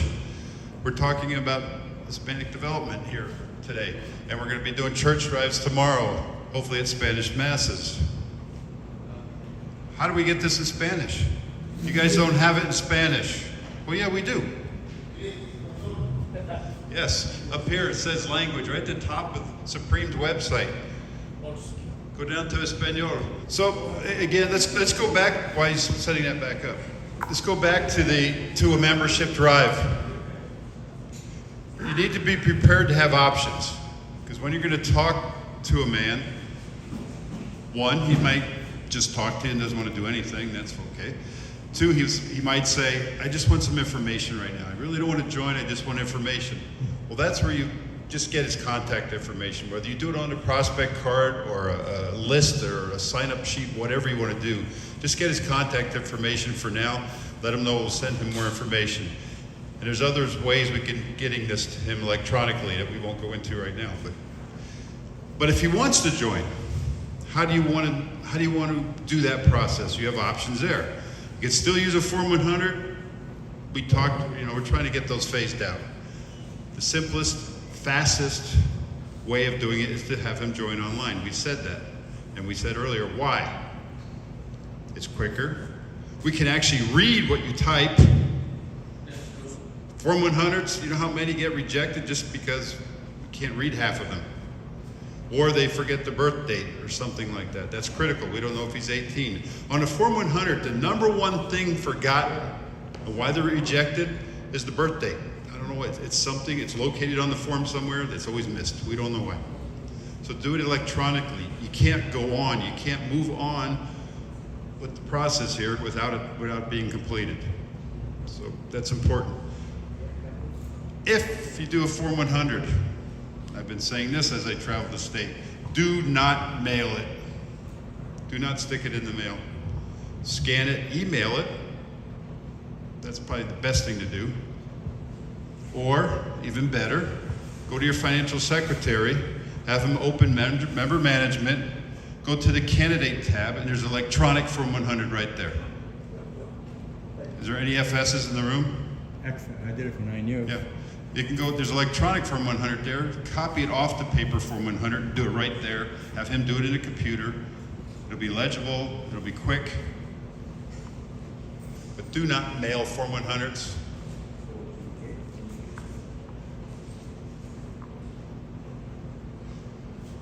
And the last final way, again, is to get them in online. If you do it online, the next day they're members of the Knights of Columbus.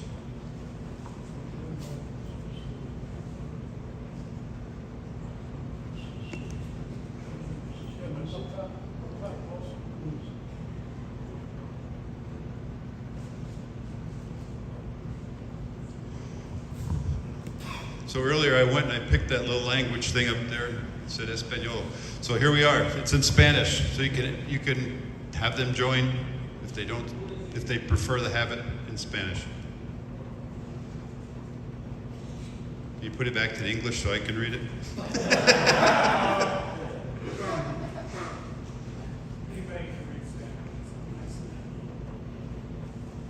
No, you have to go all the way up top. All the way up.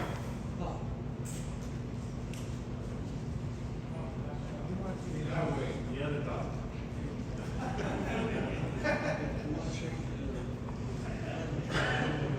All the way up, all the way up, all the way up, right there to the left. To the right.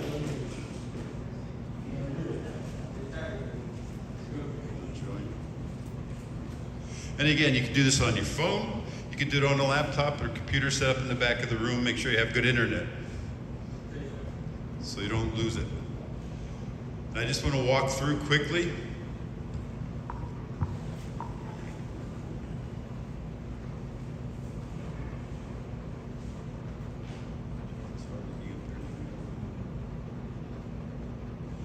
You got the normal information, your name, obviously. Your email. Email's important. We need to have their email. I hear from Jose, Pona, and others, a lot of times the real young guys, I don't care if they speak Spanish or English, the young guys don't have email anymore. They don't use email. They're big on texting. So we're working on that. Supreme's working on trying to get this done where you could get a verification on your phone. Oops. I didn't think it was that funny. So email is important because through this whole joint process, once they're all done, they will receive an email verifying it was them that signed up. And why do we do that? A few years ago, actually a year or so ago, we didn't do this. And guys thought they were really clever. They would open the church directory, sit at home, and were signing guys up from their parish. Oh. They got nabbed. They got caught because Supreme's compliance department called a few of these guys and were like, I didn't join the Knights. Yeah. So a couple states got hit with a penalty for that. So now we have this verification process, which we should have had from the beginning. That's why the email is important. Once they complete it, they will receive an email and they have to just agree, yes, this was me, I want to join. So then you continue down, and there's where we ask for their mobile phone number. We're asking for it now, even though it still doesn't work. They're trying to get this live, where we can actually verify with a text message now. So this is coming. So for now, we're just gathering that information. And then we need their birth date.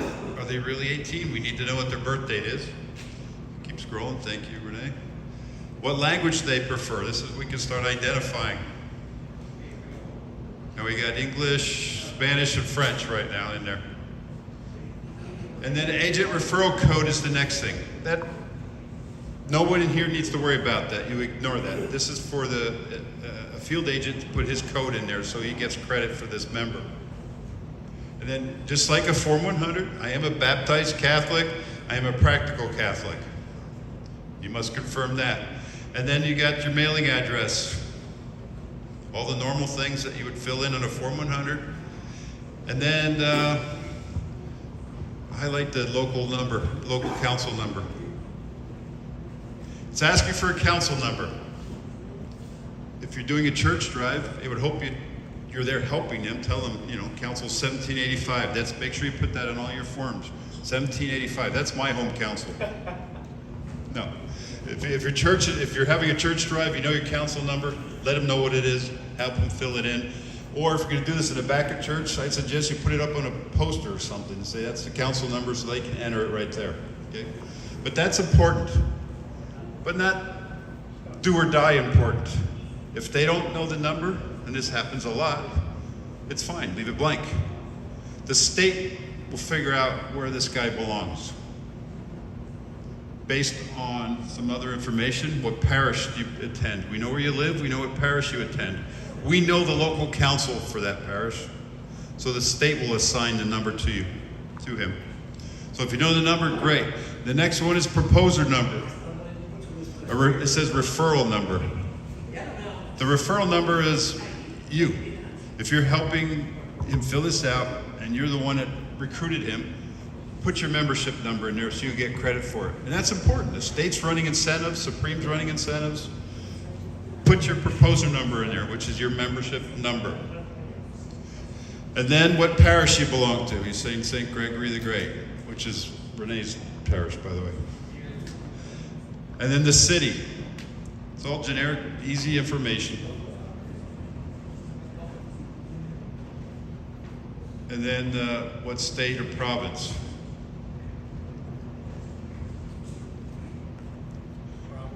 Just go down. Scroll down. Don't worry about it. So then down below, there's promo code. Now this is important because it's still free. When it's not free to join online, it's $30 a year, so you know that. After a year of free membership, they will get a bill for $30. But right now, it's still free. So you enter that code, Blessed McGivney has to be entered in that box. And really all you need to do is hover over it and click on it, and it automatically fills it in. You don't even have to type it, so you don't type it wrong. So just hover over the blue Blessed McGivney, pick on it, and it'll fill in. And then you say add. Before you hit add, scroll down, please. You'll notice it still says $30. Okay, now go back up and hit add. When you hit add, scroll back down.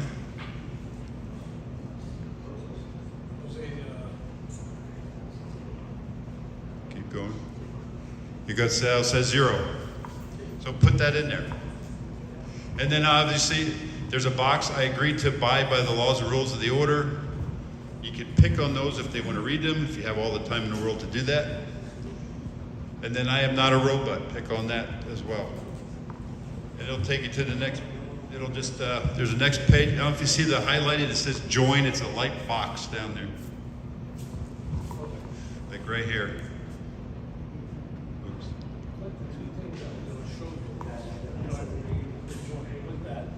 They might not let you go because we didn't fill in everything above. Yep.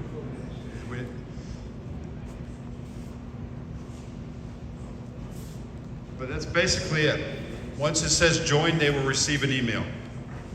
And when you're recruiting, you're standing at the back of church. If they receive email on their phone, have them double check it right there. And they'll confirm, yep. They'll confirm their Knight of Columbus like that. If they don't have email on their phone, they can't do it right then and there. Have them make sure when they go home, open up their email, verify, yep, it was them, they're members. If they don't do it within the first 24 hours, they'll get another email to remind them to verify that it was them. If they didn't do it in 48 hours, they're going to get a third email. Supreme will do this 3 times for them to remind them to check their email and validate it. If they don't, we'll still hang on to their information and we'll keep in touch with them. Almost we've made them into a prospect at this point. Okay, questions? Yeah, question. Why don't we include the contact number of the proposer? Because sometimes when the grand night or either the district deputy get in touch with the prospect, who is this? They don't know anyone, except of course the proposer. So I think we need the information for the proposal. That's if he has a proposal. A lot of guys are they're just hitting your QR code. It's always a having proposal because we were able to fill up those forms. So why don't we add more? No, that's. Proposal number is not required. Yeah, you don't have to have proposal number on there. I suggest you do it because the state's offering incentives for those who've recruited. If you recruited 5, 10 guys next year, next year for sure, I know. What I'm trying to say is that it will be easier because the proposer knows this person. Maybe, Because, yeah, most maybe. likely, if the grant night will get in touch with the prospect, and then the prospect said, "Who is this?" I'm the Grand Knight from Council 1785. I see you just But they joined. will entertain you more if the proposer get in touch with the prospect. So as I'm saying, no message here. Any more questions on how to join online? Yes. I've actually had people, when we were doing a church drive, refuse to give me their date of birth or the other information. Mr. Assistant, how do I deal with that? It's not, a lot of people are leery of online platforms. They say, I don't want to give you my date of birth. What's going on? Guys, he's asking, he's done drives, and men didn't want to give him their birth dates. I can assure you, 100%, Supreme does not sell this information or use it for anything else other than them joining online right now. It's not shared.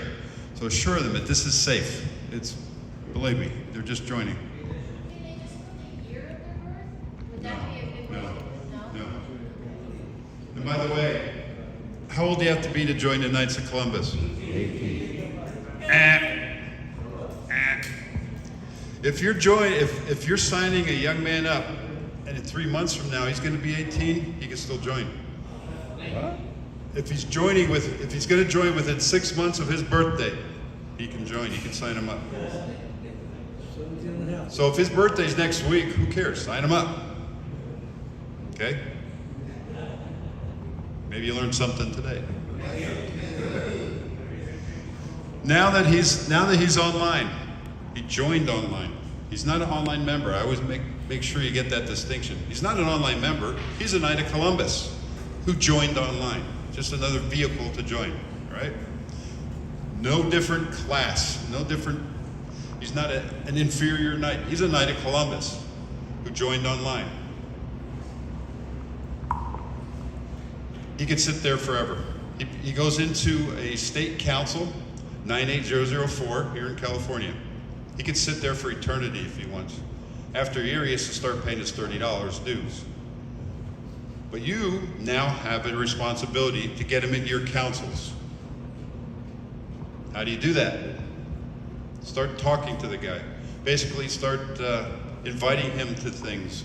Maybe not meetings. If I would have gone to my council meeting before I was a knight and seen how it ran, I probably wouldn't have joined the Knights. Okay? But invite him to activities. Invite him to the good things. Show him the good side of your council. Say, hey, we're having an exemplification here at the end of June. You know what that is? Well, no. Explain to him what it is. It's a ceremony that we actually bring you into our council.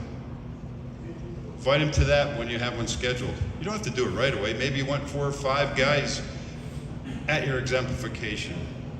Or maybe you want to get them in right away. Either way, there's ways of doing it. Do the exemplification. Invite him to different events. Do your exemplification. The FS, in a matter of three or four clicks, can now transfer him from the online council into your council. It's quick. He opens member management. Because he was assigned to your council, because he knew your council number, he sits in the prospect tab. And those right now don't know about this. Maybe go back and talk to your financial secretary. Have him go to the prospect tab, and if he goes, oh, I don't know what that is, you're in trouble. Ask him to open member management. At the bottom, open the prospect tab. Your council right now may have 4, 5, 10 guys sitting there waiting to join your council right now who joined online that said, I know your council number, I want to join. Your star council intake requirement might be sitting right there and you're doing nothing about it. They hold their exemplification. He goes to the prospect tab, picks on their name, puts in the degree date, June 28th. Hits transfer, boom, like that. He's out of the online council. He's in your council. Next time you look at your roster, he'll be in your council. Now he's a member of your council. It's that easy. Actually, the Grand Knight can do that too. Am I missing anything? The Grand Knight. Questions? The Grand Knight also has access to that. Grand Knight, yeah. Grand Knight has access too. So if you're a Grand Knight, go look at that. Check your prospect tabs. Right now, California has nearly 3,000 members sitting in that pool, that online pool sitting there. Some probably belong to some of your councils. Now, don't be surprised if your Grand Knight or FS starts calling this guy that joined online, starts calling this Knights of Columbus his member, and he's like, I'm not really interested. I joined, and right now I'm sitting over in Iraq in a hole somewhere. I just wanted to join, and I know I live in Los Angeles. I don't think I can ever make it to a council meeting, so he might sit there. Or maybe, this is a good big one, the field agent signed him up, or the general agent signed him up because he loved insurance products. That's all he wants. Okay. No different than a dues paying member. I'm just gonna pay my dues. I like my magazine, I support the Knights, but that's all I can do right now. Questions, concerns? Yes, I didn't mean to dominate, but one concern is with the Form 100s, both the Grand Knight and the Financial Secretary had to sign off of it. Usually there was an admissions committee. But we do it by the book, but online. Yes. Yeah, how's that done? I missed a step. Thank you for reminding me. When you, there's a step. He joined online, and you want to get him back in your council. Let's back up to that now. You have to hold the exemplification, give him his unity degree. Before you do that, your council still should vote on him. Still run him to the admissions committee. And everybody goes, hey, everybody know Jose Jimenez. He just joined the Knights. Anybody interested? Anybody know him? Yay, nay, I'll vote for him before you do your degree. Still do that. That is a requirement. Thank you. Well, you can't hear the audio, but this is a recording of the Spanish version we did in St. Mary's in New Haven, Connecticut, with Spanish-speaking individuals, including the priest, who did, it took us 2 days to record, and then several days beyond that to edit. But it's done very well. So this can be used for your council, your district deputies, as an exemplification, but it can also be used as a training opportunity for somebody who wants to develop a team. They can see how it should be done, how it looks, and how they can mimic parts in the degree. So this is the Unity, Charity Unity Fraternity in 30 minutes, all in Spanish. Very well done. And it is available on the website now. Chester helped find it. So you can go to the Spanish website or the English website and then check out the Spanish, and it's on there available for you to use. So feel free to do that. It's very well done. Any questions on the ceremonial? Anybody can use it. You can share it with all your councils and district deputies. All right. All right. Okay, my brothers and sisters, those of you that are remaining, thank you so much for coming. Thank you for hosting us.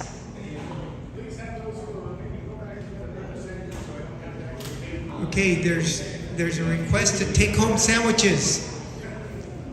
All right. So again, thank you so much for coming. I just want to say thank you to JC, Bob, and especially Jose. Thank you so much for coming out. Let's give them a round of applause. All right. As always, we always end with a prayer. So if you could join me.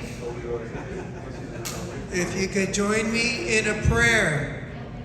name of the Father, Son, and the Holy Spirit, amen. Heavenly Father, thank you so much for the blessings that you have bestowed upon all of our brothers and sisters that attended today. Thank you for the blessings of the teachings that we were provided today by so many that are experienced and so many that care from their heart for all of us and all of our brothers and sisters in Christ. Heavenly Father, thank you for the teachings that Jesus Christ provides to us each and every day. Heavenly Father, thank you so much for the passion and the spirituality and the faith formation that each of these brothers and sisters give to us and share with us on a daily basis. Heavenly Father, thank you, and we appreciate everything that all of us, all of our brothers and sisters are doing in support of their Catholic faith and the Knights of Columbus. Please join me as we all say, Our Father, who art in heaven, hallowed be thy name. Thy kingdom come, thy will be done, on earth as it is in heaven. Give us this day our daily bread, and forgive us our trespasses, as we forgive those who trespass against us. And lead us not into temptation, but deliver us from evil. Blessed Michael McGivney, pray for us. Our Lady of Guadalupe, pray for us. In the name of the Father, Son, and the Holy Spirit. Amen. Thank you. Safe travels. God bless. Viva Jesus.